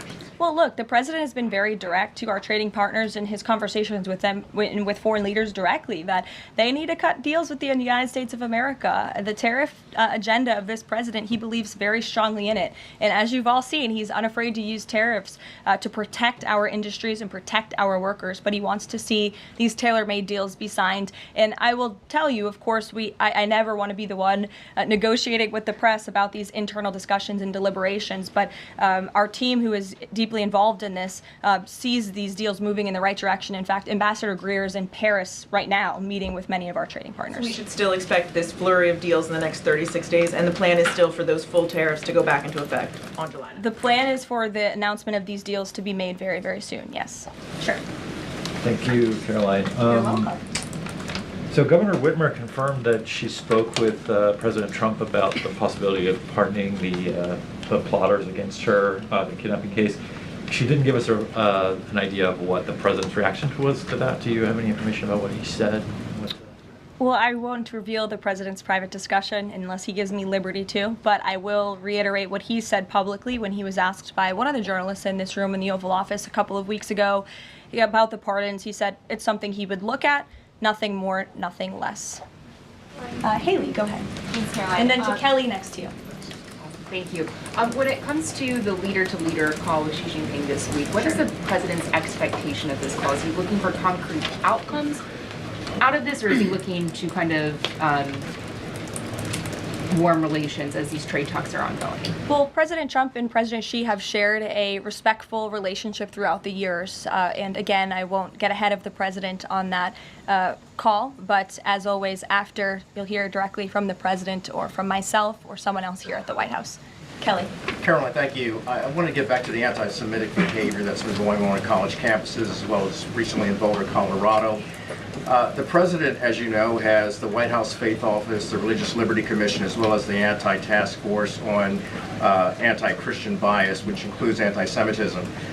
From a whole-of-government perspective, and the president has already mentioned how he hates these kinds of acts that have been going on, can these entities and these agencies work together with the president to put out a proactive campaign to help people stop the hate? I think the president himself has been leading on this, Kelly, and has been incredibly clear in his rhetoric that he is not going to tolerate such hate or behavior in the United States of America. And you will see that rhetoric being followed up by action from the Department of Justice, who is seeking to prosecute these cases to the fullest extent of the law. And I know the Attorney General and the FBI Director were very quick to call this what it was, targeted terrorism. And there was some, I think, criticism from the media and well, at least pundits I saw on television saying, are they too quick to jump here? No, they see the facts and they reveal those to the American people, and they're transparent. And I think, frankly, that's a breath of fresh air from what we experienced in the previous administration. Are there programs that they can put in place to campaign against this kind of violence, to actually take the whole approach and say, we want to get ahead of you. If you're thinking it, don't do it. And if you're going to do it, sit down and talk to someone within the Faith Office, within the Religious Liberty Commission, as well as the task force. Yeah, surely. It's a good idea, and I'll pass it along to them. Peter. Thank you, Caroline. When you look at these last-minute Biden pardons, the big ones, Biden siblings, Fauci, January 6th committee. That's right. Most of the big ones have the same very neat signature. We would expect that probably to be the auto pen. There is one that looks different. It looks authentic. In fact, if you look at the last name, it almost looks like the president was having a hard time spelling his last name there. Is this White House of the opinion that the only pardon that would count is one that the president signed himself? It's very interesting. Very interesting props. If you want to bring them to my office later so I can take a closer look, I would like to do that. The president is making a good point when he discusses the usage of the auto pen. Who was running the country for the past 4 years? Perhaps those documents were signed with the auto pen, something that this, I believe the Department of Justice is looking into. As you saw, Ed Martin made an announcement at the Department of Justice this morning to launch an investigation because the American people deserve answers. Is there any concern that this president, who won the election on a promise to fix the economy and close the border, that focusing and scrutinizing these Biden pardons is looking into the past instead of looking forward? I think in comparison to the amount of time this president has spent on securing the border, on fixing our economy, I just read out for you an entire list of economic accomplishments. Look at the border numbers, look at the time and effort he's divulged into solving the global conflicts abroad. It pales in comparison, but it still, nevertheless, is a very important issue. And it was a huge issue that sent the president back to this White House. The Americans saw with their own eyes a mentally incompetent president, and they want answers for that. that, and the president believes they should have And them. something that just Go crossed, ahead. Caroline, how mad do you think President Trump is going to be when he finds out that Elon Musk said, "I'm sorry, but I just can't stand it anymore. This massive, outrageous, pork-filled congressional spending bill is a disgusting abomination. Shame on those who voted for it. You know you did wrong. You know it." Look, the president already knows where Elon Musk stood on this bill. It doesn't change the president's opinion. This is one big, beautiful bill, and he's sticking to it. Tamara. Thank you. The National Security Council was reorganized, or some staffing changes were made the Friday before Memorial Day. I'm hoping you can explain sort of the new structure, what the structure is of the National Security Council, what the goal is in terms of staffing levels. What is the new National Security Council mode? Well, as with everything in this White House, it is a top-down approach. The president is here. He is president. He's not an auto pen like the previous president was. Uh-oh. He's very much involved in literally every policy discussion and decision that takes place. And we felt it was best to reorganize the National Security Council to respond to that top-down approach that we have here in this White House, and to streamline the efficiency and the effectiveness of the National Security Council. And I would add that Secretary of State Rubio and now National Security Advisor Rubio is doing a tremendous job at leading the National Security Council. He knows the president. He understands where the president is on these issues. He's great to work with here at the White House. I can tell you that. I appreciate seeing him a lot more in the building. And he and the president and the entire National Security Council, who's made up of great patriots who love this country, are doing a tremendous job on the many conflicts around the world that this administration inherited. Is there a goal staffing level? I'm sorry? Is there a goal for the staffing level, like the number of people who would be in this National Security Look, we Council? just want the National Security Council to be as efficient as possible, and if staffing needs are necessary, I'm sure Secretary Rubio would not mind hiring people if necessary, but again, we've been working with them day in and day out, and they're chugging along and doing great work. Sure. Thank you, Caroline. Two questions, if I can. President Trump got involved himself in presidential election in Poland by supporting a conservative candidate who ultimately won. Yeah. What does it mean for the future U.S.-Polish relations? What's likely to change? Well, I believe the president is obviously pleased to see the result of the Polish elections. He met with Karol Nawrocki, if I'm pronouncing that correctly. Yes, Nawrocki. Okay, thank you. I appreciate your insight on that. He met with him at the White House, and he told him, you're going to win because you support common sense. And he supported strong borders in Poland. He supported an end to the woke, radical DEI stuff that we've seen not just here in the United States, but really take over Europe and, frankly, the whole world. He was very outspoken about that.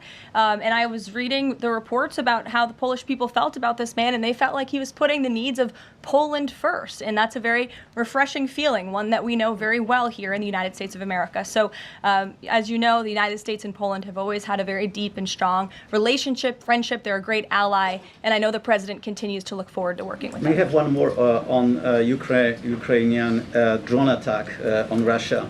Was President Trump informed in advance by Ukraine that the attack is coming? He was not.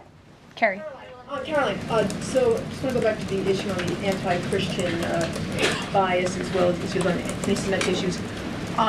Senator Grassley just put out a report saying that the FBI files have shown that the Catholic group targeting was way more prevalent within the FBI during the Biden era than was previously shown, as far as former FBI Director Christopher Wray was putting out there during congressional testimony. Can you discuss here what President Trump would like to see in terms of consequences within the FBI as far as those who were involved? Also, the second question, if the DOJ finds that the auto pen was used by President Biden, should those actions that were used with the auto pen, should they be null and void? I'm not going to get ahead of the Department of Justice's investigation into the usage of the auto pen. And again, the question is not, was the auto pen used? It's whether or not the President of the United States knew it was being used, and if not, who was using it in his name, which is clearly illegal behavior. Deanna. Thanks, Caroline. One on foreign policy, one domestic, if I can. Sure. On foreign, just speaking to the president's Truth Social post about Iran recently, saying that there will be no uranium enrichment. Is he saying that that's a red line for him, or no? I already answered this question. The president's been very clear about where he stands on that. Okay, and then on domestic, there is a report that Laura Loomer met with the vice president today. Can you speak to her relationship with the administration and if she's informally advising in any way? She is not. I do know she met with the vice president. As for what was discussed in that meeting, I would defer you to his team. Thanks, Caroline. I had one question on anti-Semitism, one question on China. So for years, radical leftists and Islamists have been calling for so-called globalize the Intifada. Do you believe this is a call for violence against Jews? And do you think these attacks on Jews around our country is what globalizing the Intifada looks like? I don't want to speak to the merits of those claims without looking into them, but as I said, any violence against Jewish Americans will be prosecuted to the fullest extent of the law. Absolutely. And also, Secretary of State Rubio made an announcement saying he'll be revoking visas of certain Chinese students, including those with connections to the Chinese Communist Party. Does that include sons and daughters of politicians, presidents, and chairmen? Again, Secretary of State Rubio has the right to revoke visas, and he made the announcement that the State Department will begin to aggressively revoke those visas of Chinese students who are in our country, namely those with Chinese Communist Party ties, or those who could be a threat to our national security and the interests of the United States. To both of you, go ahead and then back to you. Thank you. There are now reports that Israeli forces are firing on Palestinians trying to get aid from the Gaza Humanitarian Foundation. Up to 20 people, according to the Red Cross, have arrived to the hospital that they've set up with gunshot wounds, have died from them. Is this administration aware of these? And I mean, what is being done to address this situation? The administration is aware of those reports, and we are currently looking into the veracity of them because, unfortunately, unlike some in the media, we don't take the word of Hamas with total truth. We like to look into it when they speak. Unlike the BBC, who had multiple headlines, they wrote, Israeli tank kills 26, Israeli tank kills 21, Israeli gunfire kills 31, Red Cross says 21 people were killed in an aid incident, and then, oh wait, they had to correct and take down their entire story, saying we reviewed the footage and couldn't find any evidence of anything. Oh. Okay, so we're going to look into reports before we confirm them from this podium or before we take action, and I suggest that journalists who actually care about truth do the same to reduce the amount of misinformation that's going around the globe on this front. John. About the change in the leadership of the organization, what does that mean going forward, and why so early on is this happening? What organization? The Humanitarian Foundation. Well, look, this was a creative idea that the president called for to get aid into the region. These people were desperate and starving, and the president didn't like seeing imagery of that, and he wanted to ensure that aid was brought in with the approval of Israel for understandable reasons. We will never forget the brutal attack on October 7th. And again, this is something that the previous administration was unwilling to put the time and effort into doing. John. Thanks a lot, Caroline. I want to bring it back to the way you began your briefing, talking about the president's mass deportation program and his priorities. 40% of crop farm workers in the U.S. are undocumented, and that's according to the Agriculture Department. Do they have a carve-out in terms of the president's mass deportation program? The president and the Trump administration have been very clear. If you are in the country illegally, you are subject to deportation. Is there any concern that, given that large number, if that number is correct, 40% of crop farm workers being undocumented, that could impact the food supply here in America if those individuals that obviously help pick crops all across the country are deported en masse? Again, this administration is focused on deporting individuals who are in our country illegally. It's something we have to do. We cannot allow the previous administration's invasion of our country of illegal immigrants to continue. We just can't have it. And this is a law and order president. As for our farmers and their concerns, they have a president who has their backs and listens to their concerns and hears them. But we also have a legal pathway to come to this country and work specifically for agricultural work. So there's a legal way to do it, and we encourage that legal pathway, and we're currently working on strengthening our legal immigration system for that reason. Sure. Thank you, Caroline. Just wanted to follow up on your statement last week regarding the Maha report. Sure. You said that there was, you said, I understand there were some formatting issues with the Maha report that are being addressed, and that report will be updated.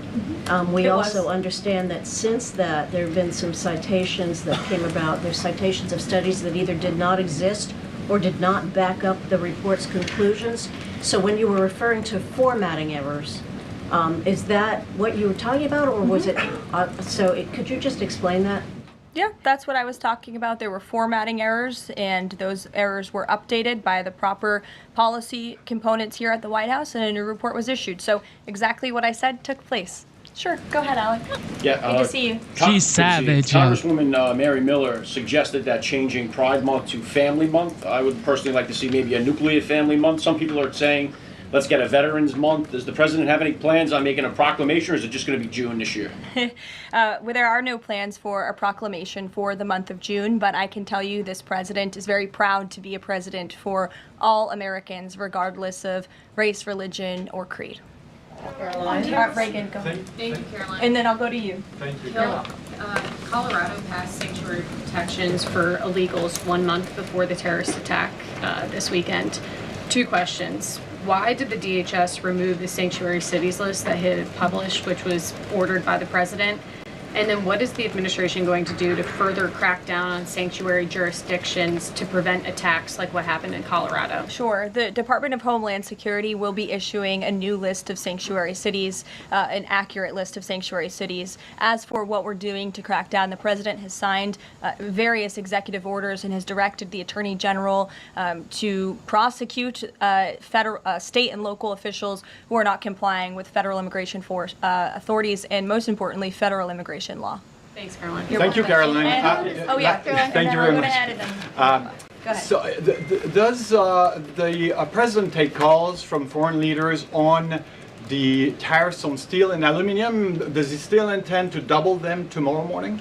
The president will be signing that executive order today, and steel and aluminum tariffs will be going to 50%, yes. No way it's going to change, or it's going to be suspended? He made that announcement in Pennsylvania, and he plans to deliver on that promise to Pennsylvanians. And why is he hiking it? And Ed, go ahead. I can answer that, but go ahead, Ed. Oh, yes. Thank you, Caroline. So a Chinese Foreign Ministry spokesperson today said that the U.S. imposed harmful measures like new chip controls and pledging to revoke Chinese student visas. So are the Chinese the victims in this trade back and forth? Look, I don't think anyone is the victim. These are 2 strong countries, and as I said, the president has a good relationship with China's president and leader, and that discussion will take place later this week. And what other authorities is the president looking at for tariffs should the decision in the appeals court not go his direction? Well, right now, his tariffs remain in effect. We spoke at length in my briefing last week about that decision that came down from the International Trade Court, which has been put on pause because the president absolutely does have the authority to implement tariffs and to declare a national emergency for our crippling trade deficit. He could always have the power to use Section 202 or Section 301 as well to impose tariffs if he deems necessary, especially Section 202 tariffs, which are sectoral, as you know, to protect our critical supply chains here at home. Thanks, Caroline. You're welcome. You've got U.S. business leaders begging for certainty. So why did the president suddenly decide to hike tariffs on steel and aluminum again?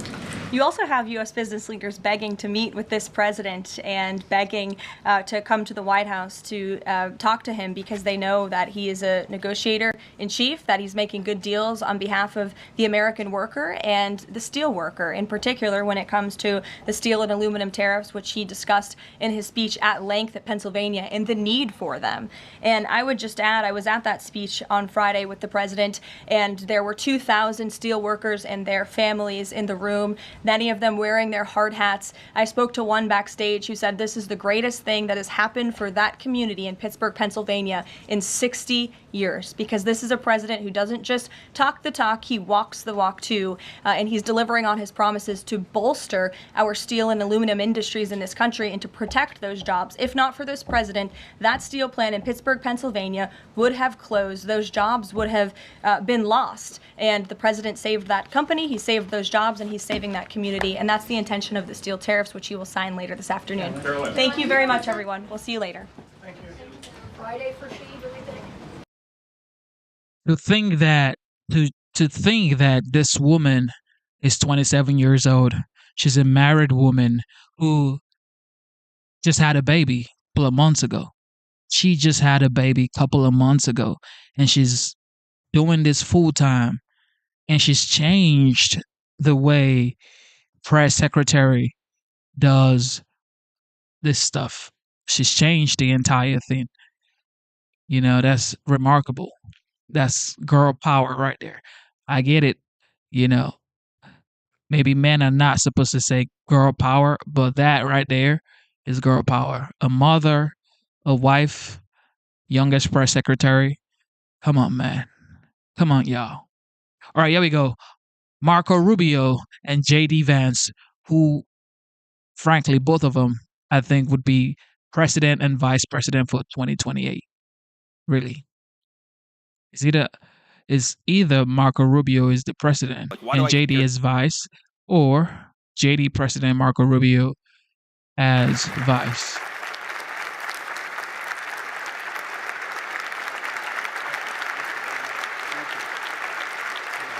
Thank you. Thank you.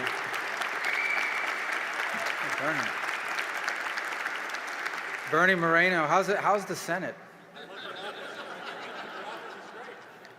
Thank you guys for having me. It's an honor. I want to thank Chris for the introduction. Did you get my office? Yeah. He just said, the one I used to have, the one in Russell? Yeah.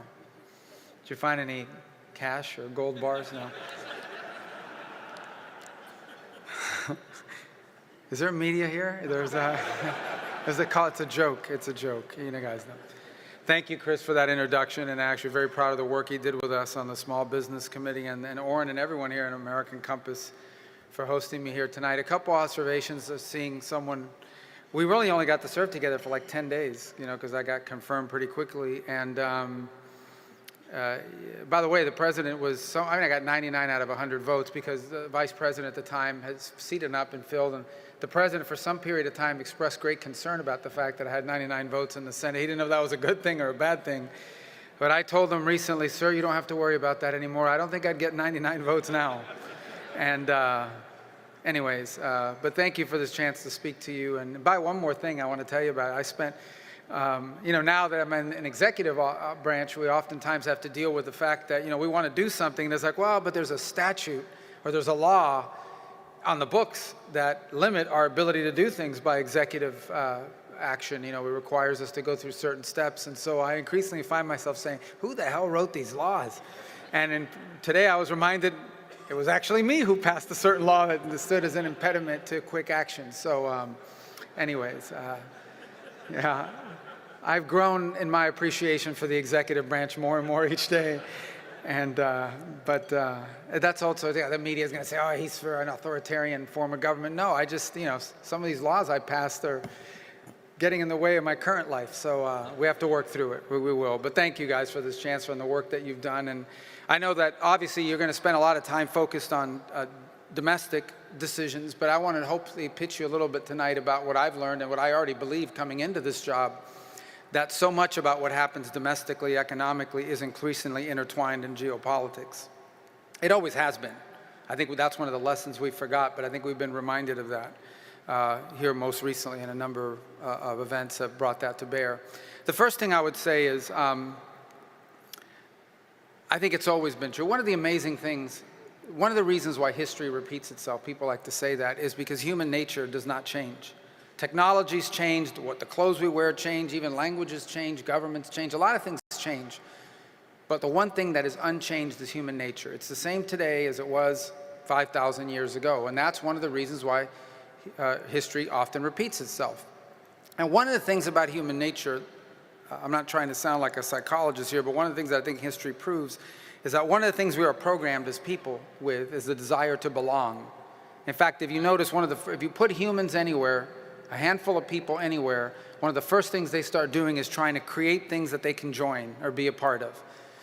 And that's true for nationhood and nation states. The concept of nationhood. Now, it's a new concept. I mean, before that but we had something, you know, we always had organizations, whether it was city states or tribal organizations, but the advent of the nation state is a normal evolution of human behavior because people think it's important to belong to something. And being part of a nation is important. And I think that's really true, obviously, increasingly in how geopolitical decisions are made. I think that's obvious and people understand that, but it's one of the things that we forgot. And we certainly forgot it at the end of the Cold War. If I can take you back to the end of the Cold War and understand, for me, these are formative years because I grew up in the 80s, probably the greatest decade ever, confirmed by the, yeah. You know why I know this? Because my kids, I have young, well, I say young, they're like 24, 22, 20, just turned 20, and one who's 17. All they do is watch reruns from the 80s and 90s. They don't make good TV anymore. Everybody wants to watch stuff from the 80s and 90s, so that's just my pitch. The 70s were a dark period of time because of disco music. But in the 80s, we got a disco fan back there. But the 80s, we did, the hair was a little too big, but other than that. But going back, the 80s, you grew up, and I remember in 1983, now I'm aging, I just turned 54. I feel 55, but must be 1983. Do you guys remember a movie called oh gosh, what was it? It was about nuclear war. Do you remember this? It was No, War Games. That was a great movie. I'm talking about when I was on TV that scared the hell out of me. There was The Day After. Do you remember that movie, The Day After? This was traumatizing, and they had this thing on television. But basically grew up understanding that the world at any moment could end because the United States and the Soviet Union were headed for conflict and war, and that maybe we wouldn't even make it to 25 and things of this nature. I forgot about War Games. War Games is another good movie, where this guy hacks into the computer. This was an 80s hacker. This was not, I can remember the phone and the modem, and what was that actor? It was the same, Matthew Broderick. It's a great movie. I know I'm completely off topic, but let me just tell you, I lived in Las Vegas at the time, and if you recall, the first city that he blows up in the War Games is Las Vegas. And I was sitting in the audience, and so everybody's like chuckling. There's nothing funny about this Las Vegas strike. In any event, so this is where we grew up. And then in 1989 and 1990, 91, it was my first years in college. And literally the entire world just transformed before my very eyes. Understand, you grow up your whole life and like the whole world is about the Soviet Union, and all of a sudden the Soviet Union no longer exists. My favorite memory of that is that I was actually taking a course that fall by a Soviet expert at, I think it was in Gainesville, Florida. And this poor guy's entire career came coming down over a 3-month period as the Soviet Union collapsed. It's like all these years of work, you have a PhD in Soviet studies, and now the Soviet doesn't exist anymore. So I don't know what he did after that. I need to check up on that guy, but anyways, the point is the whole world transformed. And there was this effusive exuberance, the belief that the Cold War is over, we won, and now the entire world is going to become just like us. Free enterprise democracies. This is a very idealistic thing to believe. But here's the other conclusion they made, and that is that nationhood. I just gotta say this, okay? This guy has no teleprompter, no notes. This guy is incredible. Skillful communicator. No longer mattered when it came to economics. That right now the world would no longer have borders. It wouldn't matter where things were made. What mattered is they were made in the most efficient place. And it became mantra. And look, I think it became part of Republican orthodoxy for a very long time, an orthodoxy that I came up in, which was it's okay if productive capacity moves to another country, because what that will do is it will free up our workers to do work that's even more productive and pays them more. It was the famous or the infamous idea that who cares that you lost your job at a factory, you're going to learn how to code, and then you're going to make a lot more money doing that. Well, it was completely unrealistic, number one, and became incredibly disruptive that that decision was made. But here's the other implication of it. It robbed the nation of its industrial capacity, of its ability to make things. And its industrial capacity and its ability to make things has two ramifications. The first is it hurts your economy. It hurts your country. It robs people of jobs, and the transition is not nearly as easy, but it also ends up becoming corrosive and destructive to communities. And as a result, we had a Rust Belt. We had places that were gutted.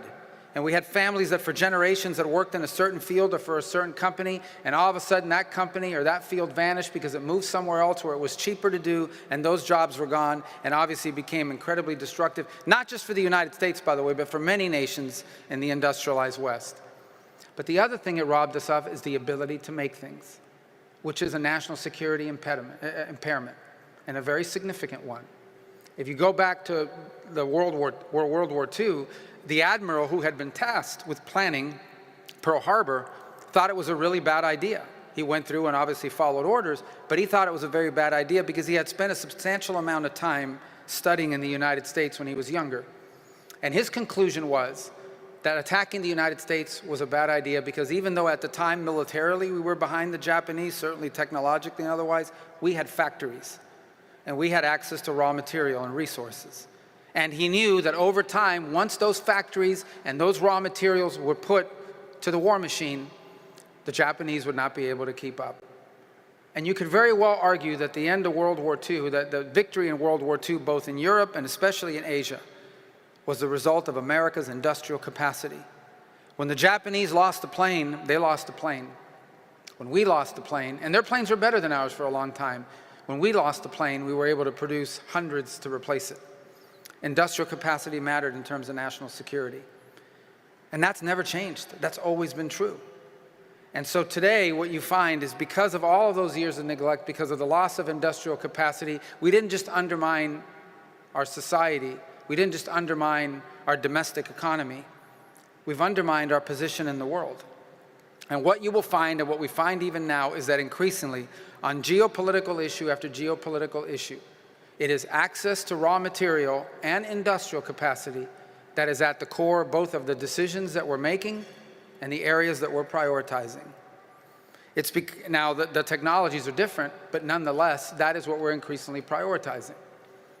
And that's become really apparent to me. I think it was even going into this job, but in the months that I've been there, on place after place, every country in the world is now pitching themselves as a source of rare earth minerals. Every country in the world, by the way, they're not that rare, so every country has access to it, but it's become a big, that alone is not enough, because you have to have access to rare earth minerals, but then you have to have the ability to process them, and you have to make them into usable material. And frankly, what the Chinese have done over the last 25 or 30 years is they've cornered the market. And this is one of the true challenges to sort of pure free enterprise view of these things. You cannot compete with a nation state who has decided they're not interested in making money. They're not interested in making money in this field. They are interested in the short term in dominating the market, being the sole source provider for the world of a certain product. Because once you establish industry dominance in any one of these fields, you can charge the world whatever you want. Now, one thing is if we said, well, this happened because they're just better than us. But that's not why it happened. It happened because we literally gave it away. Because we made the decision, we made the policy decision that it was okay. We were okay with 80-something% of the active ingredients in most of our generic pharmaceuticals coming from another country. We were okay with giving that away. We were okay with giving away all kinds of things like that. And now we are in a crunch. And I say we, I mean the rest of the world is in a crunch, because we have realized that our industrial capability is deeply dependent on a number of potential adversary nation states, including China, who can hold it over our head. And so in many ways, the nature of geopolitics is now adjusted to that and is adjusting to that. And it will be one of the great challenges of the new century and one of the priorities of this administration under President Trump, is to reorient our domestic and the way we pursue geopolitics to take into account for the fact that you can never be secure as a nation unless you're able to feed your people and unless you're able to make the things that your economy needs in order to function and ultimately to defend yourself. There is virtually none of the leading edge industries of the 21st century in which don't have some level of vulnerability. And it's become one of the highest geopolitical priorities that we now face. Not simply access to raw material, but figuring out how can we have more industrial capacities in these critical fields, ideally domestically, but if not here, then diversify the global supply chain so that it cannot be used against us as a point of leverage at a time of potential conflict. In fact, unless we fix it, some of these conflicts will never happen because we will never be able to enter, the amount of leverage they will have on us will begin to constrain our ability to make foreign policy. Unable to get into a tremendous amount of detail, let me just say that even as I speak to you now, there are a number of foreign policy issues in which we're having to balance what we would ideally want to do with what we may not be able to do in the short term until we fix these problems. This is a real challenge in American geopolitics, and it's one that's become a priority and goes right to the heart of the decisions that were made over the last 20 or 30 years that were a mistake and that we're now trying to correct. The other, which is more broad, but I think also ties to economic policy, is the following. Part of the decisions that were made were, in the end, if something is good for the global economy, that's really what matters. Ultimately, a lot of public policy decisions were made without the nation state in mind. Rather, the decision was, is this good for the global economy? Is this good for global economic growth? Is this good for prosperity in other places, even if it may not be in our interest? And we made those decisions even during the Cold War to some extent. I mean, we allowed nations to treat us unfairly in trade, but we allowed them to do it because we didn't want those countries to become victim to a communist revolution that would overthrow them. But then we kept it going. And so today there are multiple countries around the world that are fully developed economies, but whom we have enormous trade imbalances because they want to continue that system moving along, and that has to be corrected. But here's the final point, and here's why this is also critical, because not only did we take out nation-state interest and the national interest out of our economic policies, we also took it out of the way we made foreign policy decisions. The idea that our foreign policy, depending on the place and on the issue, should be centered and focused primarily on what is good for the United States was completely lost. Time and again, we made decisions in foreign policy because of what was good for the international order or what was good for the world. Oh, man. And I'm not saying those things are irrelevant, but the number one priority of our foreign policy of the United States, the number one foreign policy priority of the United States needs to be the United States and what's in the best interest of the United States. Facts. That's not isolationism, that's common sense. On the contrary, in order to do that, we have to engage in the world. But we need to engage in the world in a way that prioritizes our national interest above all else. And the reason why we do that goes back to my point at the outset of this with human nature. And that is that that's what other countries do all the time. Virtually every single nation state we interact with prioritizes their national interest in their interactions with us.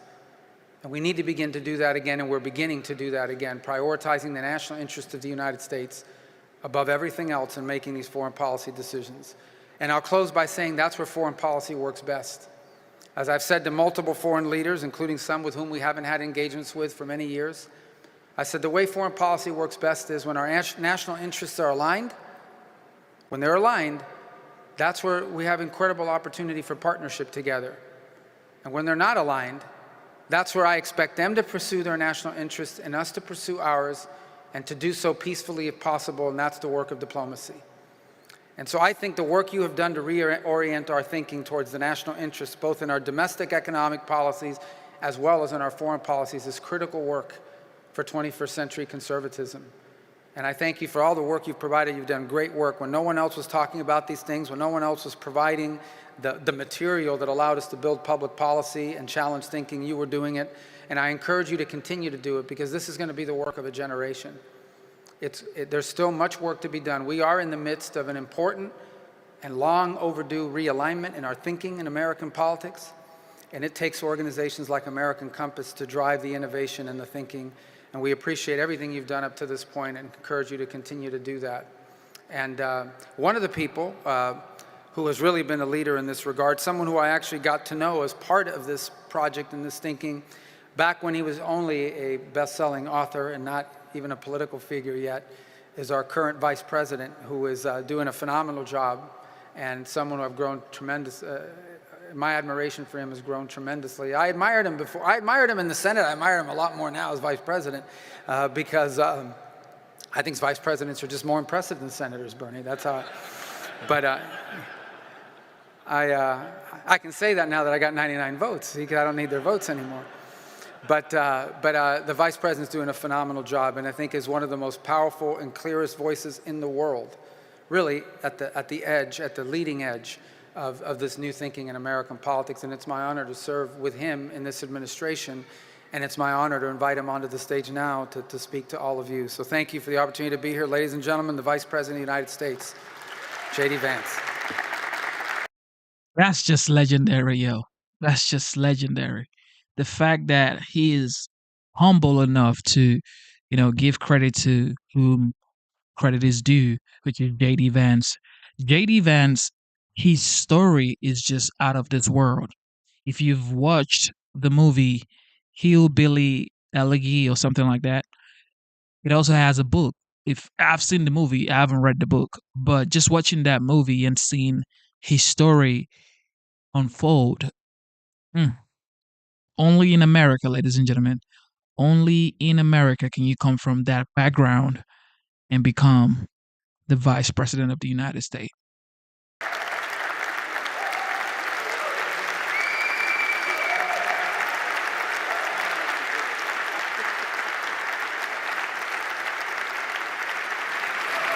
Thank you. Thanks. Thank you, guys. Thank you. You sit here? Yeah. Great. Great to see you all. I think the last time I was in here was the night before the inauguration. We had a dinner in here, and it was so tightly packed that you actually couldn't get up to go to the bathroom or request an additional glass of water. That's how tightly packed we were in here. And you guys are doing pretty good, actually. Maybe not that tight, but comfortable. But you're doing good. Tastefully packed. That's well, the happy medium. Before you say whatever introductory thing you were going to say, I'm sure Orrin has a spiel. Orrin always has a spiel, but I just want to say thanks to Secretary Rubio for the very kind words of introduction. So, Marco, I was very fond of him as a Senate colleague, but you learn a lot about somebody when you see them actually operate behind the scenes. And Marco is, if anything, more impressive privately than he is publicly, which is very hard to do, but he's very thoughtful. He actually listens, which is a rare skill in politics. We're very good at talking. Us politicians, we're not so good often at listening. He's just a very, very important part of what the president and I are trying to do, and so thrilled to have him here. And as you know, I think one of the first times I ever met, maybe the first time I ever met Marco, was in a conference room in his Senate office with Mike Needham and Orrin Cass, talking about some of the very things we're talking about here tonight and some of the very things that American Compass is focusing on. So it's kind of amazing to see it come full circle to where we are today. Well, that's a perfect segue into my spiel, so Great. Thank you. I had a few different spiels we could start with, but this is a good one.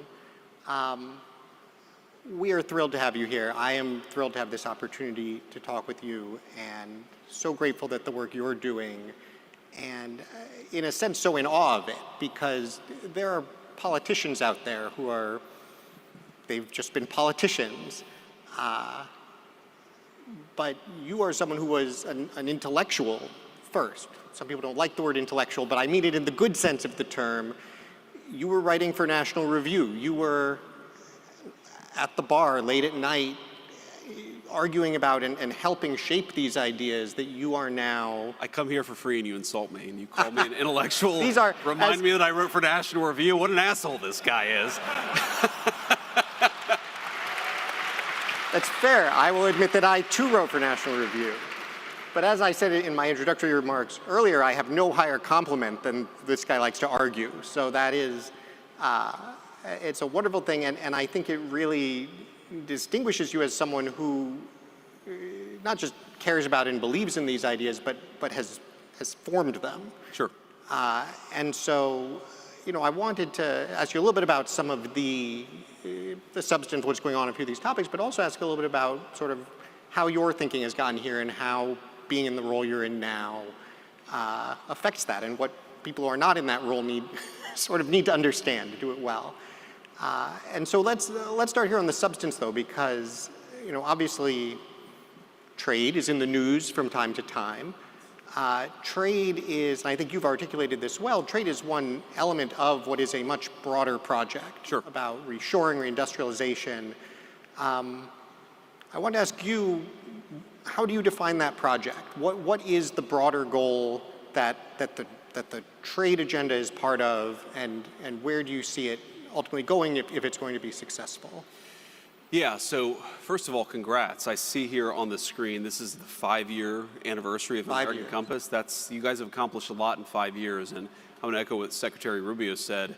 Keep doing it, because it really has influenced my thinking. It's influenced the thinking of multiple people within the administration. And if I were to try to summarize the project, I mean, I think there are a few different things going on, but maybe one thing that really worries me is you have, I think, in many ways, stagnating living standards for normal Americans, for the median worker, for people who just want to start a family, work in a decent job, earn a living salary, and have dignified work.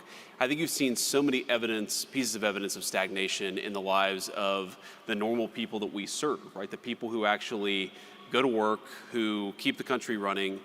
And there are different ways to sort of measure this, but I think my favorite way of measuring it actually is probably you see stagnating productivity in this country for about 50 years, okay? And I think there are a whole host of reasons why you see that. I think number one, we've offshored a whole host of industries, and so you see less innovation in a lot of the critical manufacturing sectors that actually drive the American economy. I think part of it is we've really underinvested in technology, especially in the heavily regulated spaces. I think part of that is we've really harmed energy production in our own country. That's a critical part of the heavily regulated spaces actually doing well because the cost inputs of these industries are so heavily dependent on the price of energy. So there are all these different policy spins that I could put on it, but I just want normal people who work hard and play by the rules to have a good life. And I think that was very, very possible in the United States of America that I was growing up in, but you started to see some signs that it was fraying. And I think it got a lot worse over the course of the 90s and 2000s. And that has got to change. And I think that's fundamentally why Donald Trump is the president of the United States, is because he was the first mainstream American politician to come along and say, this isn't working. These trade deals are not working for the normal people who power our economy. Our policies have not been productive either in the economic, national security, or diplomatic space. So it's complicated. The answer to your question is complicated. Summarizing it is necessarily very hard. But I think the best way to summarize it is we just want normal people to have a good life. That seems reasonable. Thank you. There you have it, folks. I think that's obviously exactly right. I think it's remarkable that is or has been a heterodox view to some extent, that it's something that has had to be said. Especially after your book came out, as you had a chance to talk with a lot of folks in a lot of different contexts, then as you moved into running as a politician yourself, you had a chance to speak both with the normal people for whom this was not working, yeah, and for a lot of people who either thought it was working or didn't care. Sure. My own sense is there's actually more thought it was working than didn't care. That for the most part, they're not bad people so much as oblivious. But I'm curious what your experience has been engaging with those folks. But how would you describe, what do they look out at America and see, and what is helpful in communicating to them why this is a problem and why they need to care? Yeah, so let me give you kind of an elite answer to that question, and let me give you just a sort of normal political answer to the question. So the elite answer to the question, I remember, Warren, talking to you about starting American Compass 5 years ago. And I think one of the things that we talked about, I don't know if you remember this, but what is the audience of donors, because these things cost money, funding fellowships and smart people to write papers and think about this stuff like that costs resources. Like, what is the universe of donors who would actually support something like this? And I think my takeaway of the last 5 years is actually quite a bit. And I think there's an assumption among, whether you call it populists or whether you call it, sort of trade hawks or whatever label you want to put on it, there's this assumption that donors are fundamentally misaligned. And I actually think donors are much more pragmatic, and they see this stuff not necessarily because they're reading a paper that Bob Lighthizer published 15 or 20 years ago, and I know Bob's in the audience and I love Bob, but because they do business in China.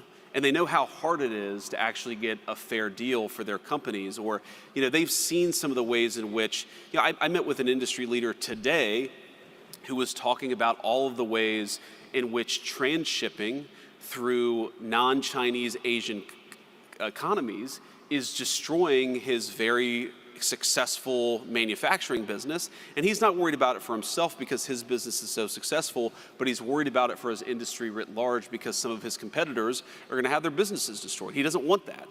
So there's a bit there. I think one thing to take away is that people are much less ideological and much more pragmatic than I think that a lot of intellectuals give them credit for. So that's one thing I take away. I think the other thing that I take away from it is the American people are much more aligned with our way of thinking about things than people realize. And I think the misalignment between the normal American and the talking heads in Washington is still so profound. And I'll give you an example of this. One of the very first truly political speeches I gave when I was thinking about running for Senate in Ohio back in 2021, I spoke to this group in Butler County, Ohio. It's actually the county that I was born and raised in southwestern Ohio. And I was talking about how, big tech was a major problem. Censorship of viewpoints was a major problem, and we needed to get serious about antitrust, and we need to get serious about actually treating these companies as the monopolists that they were.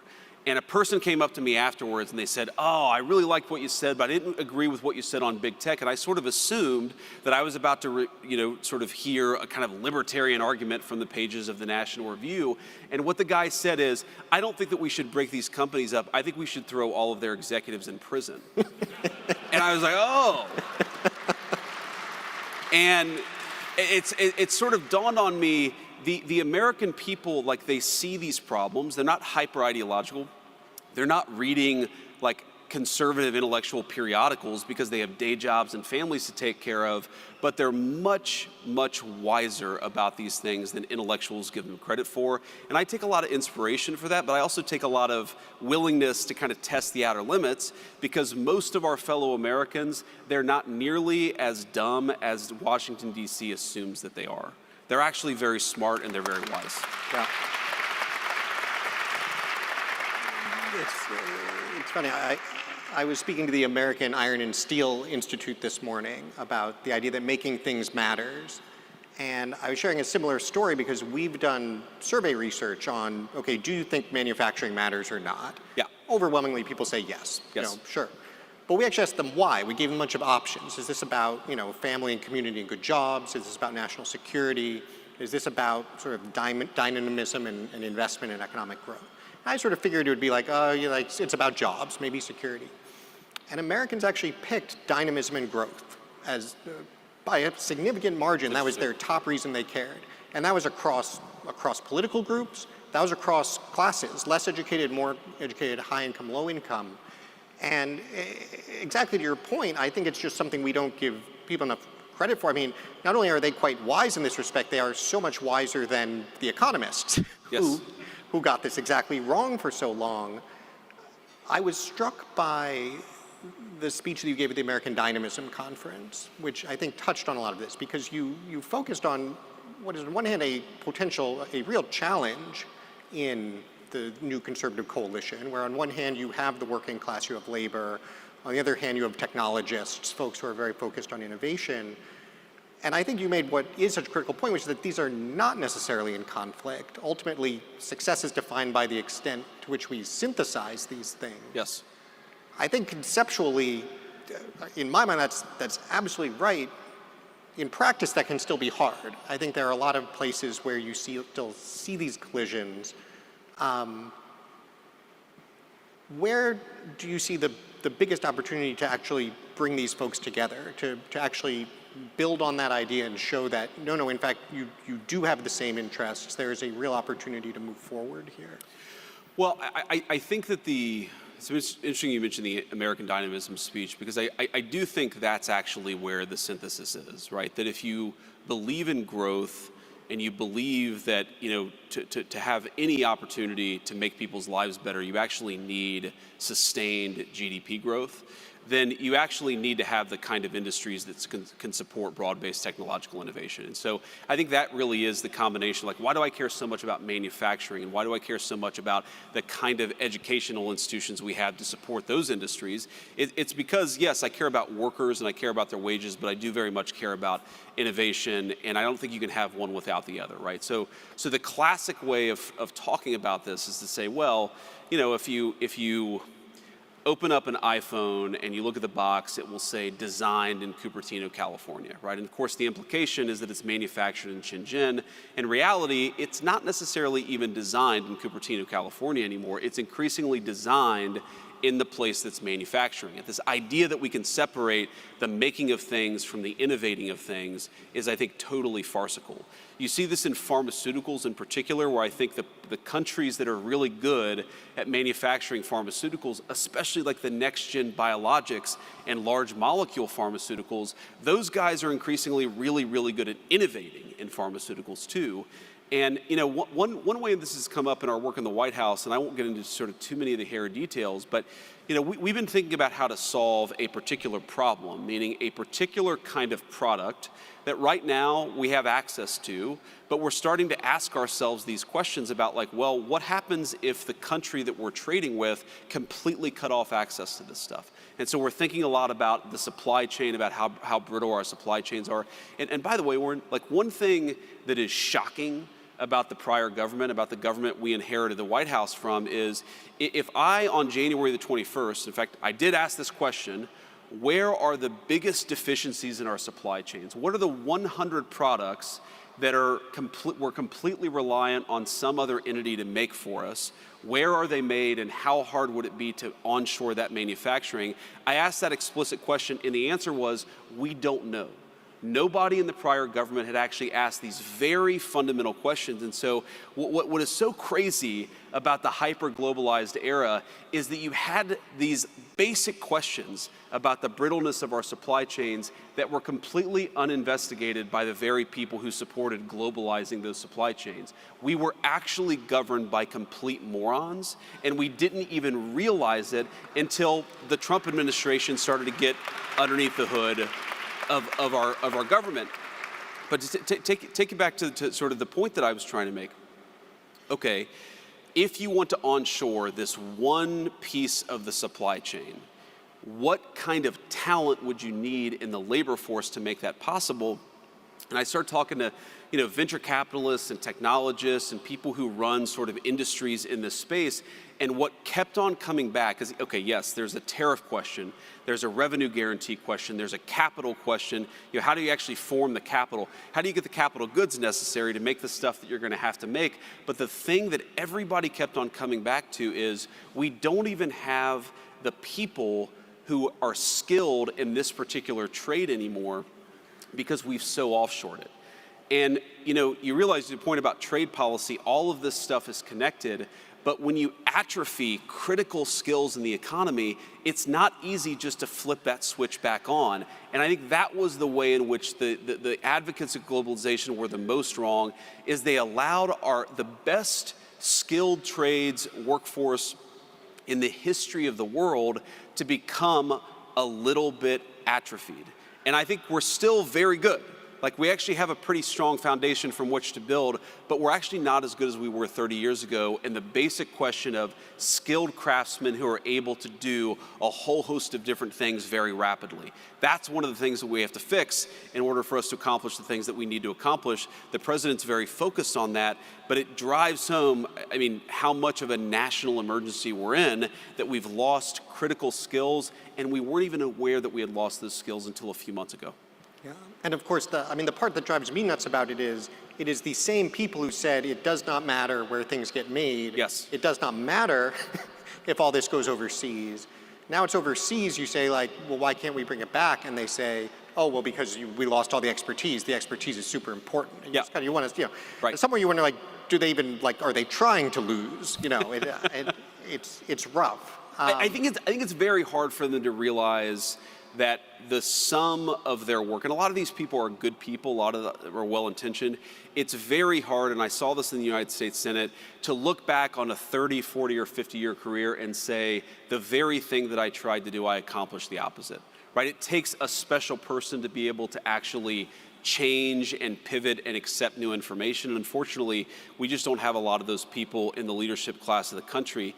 The way in which this is most absurd is the people who are most pro-globalization, the people who are most indifferent to whether a given part of the supply chain existed here or China or Russia or somewhere else, those are very often the same people who want us to fight wars all over the world with munitions that are increasingly made by the very people that we offshored our supply chains to. And the fact that, I saw this in the Senate, the fact that you would have people say, we should send an unlimited number of munitions to this conflict, even though we don't make those munitions in the United States of America anymore, the complete disconnect between their views on foreign policy and economic policy made me realize again that we're governed by people who aren't up to the job.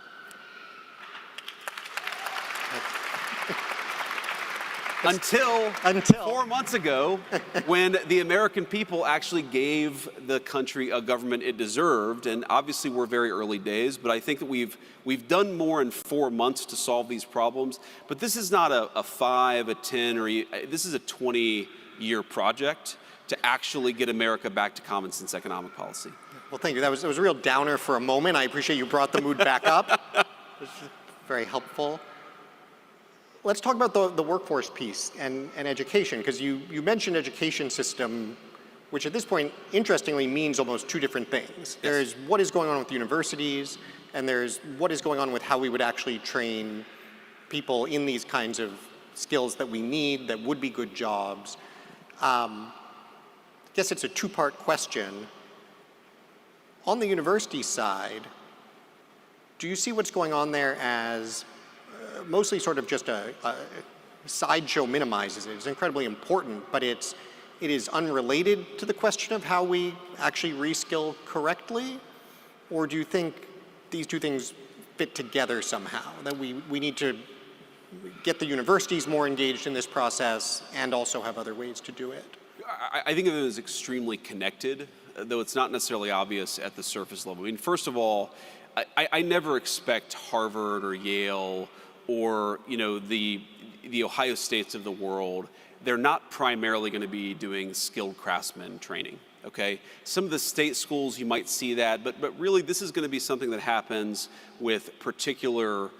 Unions are going to have a big role in this, community colleges are going to have a big role in this, industry is going to have a big role in this. I don't think the skilled crafts are going to be brought back by the 4-year-plus university. That's just not their role. But what the 4-year-plus university, one of the most important things that it does, obviously it trains hopefully very smart people, but it produces really the ground level of the innovation that the economy is going to run on for the next 10 or 15, 20 years, okay? So if I want people in Indiana to be manufacturing the next generation pharmaceuticals, those pharmaceuticals have to get developed in the first place. And for them to get developed in the first place, I need places like Harvard to be doing really groundbreaking biomedical research. What I don't need out of Harvard is for the science to be so broken that 80% of the biology papers produced don't actually replicate. And that reproducibility crisis is one of the main reasons why I think universities are broken. What I really don't need to happen is I can't let Harvard have such an explicitly racist and in violation of the Civil Rights Act approach to how it funds and trains scientists that the best and the brightest are being cut out of that process altogether. So these things are very much connected, but I mean, look, I am not anti-university, I'm not anti-Harvard. What I am is a person who recognizes what should be obvious to every single person at every elite university in the country, which is the model is broken, it doesn't work, and they're violating the social contract they have with the people of the country, and the people are now saying, we need you to change. And these institutions are really going to be confronted, and thanks to President Trump, have already been confronted with a choice. You can accept democratic accountability and you can reform, or you can accept that the government is not going to treat you kindly, we're not going to fund your garbage, and we're not going to support you unless you do the job the American people need you to do.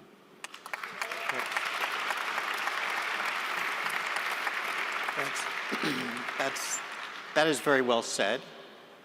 I found myself at one of these universities speaking to a faculty board the day after the $9 billion Harvard announcement. Did you tell them you knew me? It may have come up. It may have come up. I'm surprised you survived. The thing about the faculty board in Ivy League universities, it's not the most imposing environment in many respects. They're not known for their toughness. No, that is true. I'll let you stand on that particular point, but this actually happened to me a few times. I, in fact, also was scheduled to go to Canada 2 days after you made the Canada announcement. I may need to run my travel plans by some more folks. But it was fascinating to have this exact discussion and essentially to try to make the point, nobody wants you to fail, but you are in a sense a quasi-public institution. You are relying on enormous both explicit and implicit public subsidy and participation in this contract that you have been violating wholesale for a generation. And so our preference would be that you guys decide to reform, but if you don't, this is the alternative. What do you think, what does reform look like? You described some of the things that, are particularly problems. I guess to some extent the reform is just stop doing that. But what do you aspire to for our higher education system? I'd say a few things. I mean, one, most obviously, is why don't you just follow the civil rights laws of the country? Like, that's a very easy thing to do, and that nearly every elite university in the country is explicitly not doing. Okay, so that's one thing that they might consider doing. I think the second thing is they've got to be willing, and I have a friend of mine who's a geneticist, very bright, very bright young scientist. We have got to have a scientific community that is more open to unacceptable inquiry and that actually encourages bright young minds to go wherever the truth leads them. And I think that's where the universities have become almost quasi-theocratic or quasi-totalitarian societies. I mean, the way that I think about this is, I don't know what the voting, the voting in the 2024 election of Harvard University's faculty was. Okay, my guess is that at least 90% and probably 95% of them voted for Kamala Harris, right?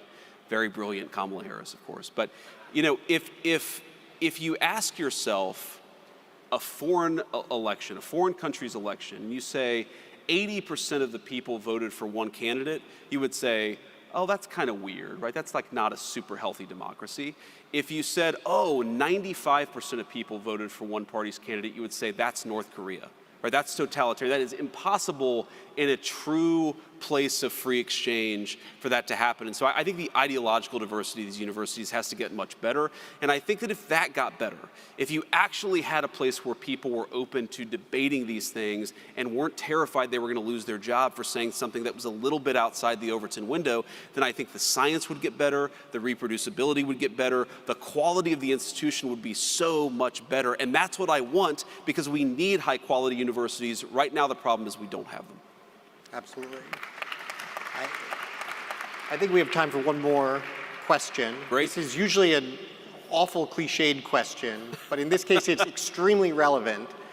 As I think you know, one of American Compass's key activities, we have what we call our membership group. It's now more than 250 young policy professionals. Dozens of them are in the administration. They're senior staff on Capitol Hill. They're in think tanks. They are why I am so optimistic about the future and what I think is most important about our organization. And so it is not at all a cliche to ask, what is the advice you would give to younger people, admittedly not that much younger, who are deeply engaged in bringing about this kind of change? What do you need? What should they be doing more of? What are the things that maybe no one's doing because it's just not as much fun, but it's incredibly important? What are the things that never occurred to you needed to be done until you got to where you are now that you would like to assign to them all before you leave? So I've reached the stage of my career, I guess, where I'm now the old guy. You are the old guy. To offer advice to all of you. Again, you started out by calling me an intellectual, and your final question is effectively, hey, old man, give advice to all of these young people here. But let me say a couple of things. So first of all, I think that you guys should go forth with a lot of confidence, because the conversations that are happening in this room and amongst all of you are far more interesting and far more influential in the policy conversation than almost anything else that's happening in Washington, D.C. There was a time in my life when I was incredibly, I didn't like to talk about trade policy because I didn't have a PhD in economics. Well, it turns out that a lot of the people who had PhDs in economics were flagrantly wrong. and they were given. Would you like to be the chief economist at American Compass? I already have a job, man. We can do an honorary one. It turns out the title... Ask Marco Rubio. He's got like 5 jobs. Maybe he'll take on a 6th. But I think that there is still, among especially well-educated DC conservative types, there is still this sort of apprehensiveness about, well, I don't have this credential, so should I not opine on this topic? And I think that in reality, you've got to realize that the people who grant these credentials have been gatekeepers, and their ideas and their entire work in Washington has served to make the people that they should be serving poorer and less happy, has reduced their life expectancy, and has made the national security of the country weaker. Ignore those people. They don't matter, and you have to beat them and not worry so much about what they think. That's one piece of advice. I mean, this is to me the fundamental thing about our country. Right? There's so much good in it. There's so much brilliance in it. We still have the best science and technology in the world. There's so much that I'm optimistic about. The thing that really worries the hell out of me is that you have people in Washington who have been calling the shots for 40 years, and the life expectancy of their country has dropped.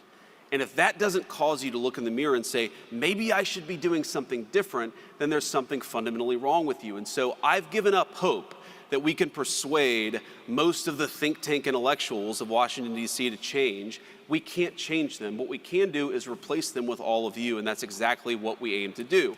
That's number one. The second piece of advice that I'd give is, look where we are, right? This is a beautiful, beautiful place. Again, the last time that I was here, I was about to be inaugurated as the 50th Vice President of the United States, like literally the next day. Like, this is a very cool place to get to spend an evening. I'm sure the food is great. I'm sure the company is even better. But try to remember that all of this, you know, the job that I have, the white papers that you write, the work that you do, it is all in the service of making normal people have a better life. And so try to find opportunities to actually get out there and see the effects of what you're doing has on the American population.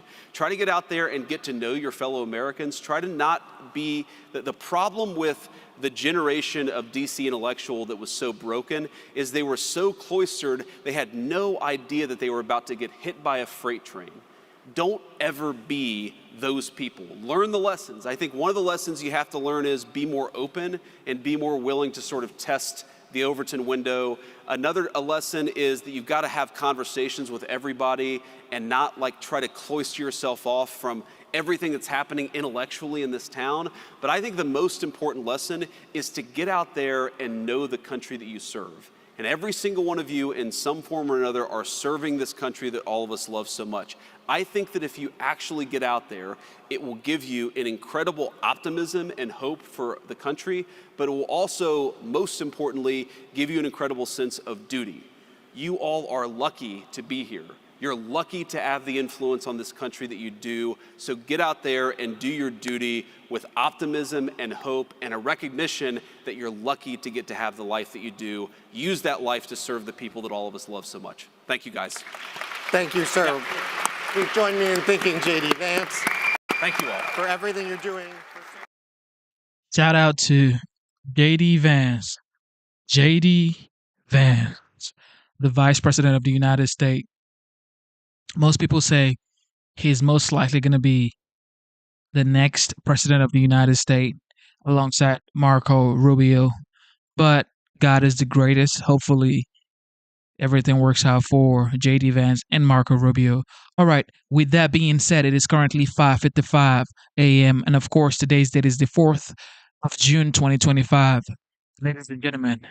Ladies and gentlemen, if you haven't subscribed to the channel, subscribe to the channel. If you haven't double tap your screen. Instead of looking for perfection, seek for consistency. Never give up on yourself. Never give up on your dreams. Never give up on God. Believe in yourself. Believe in your dreams. And believe in Almighty God.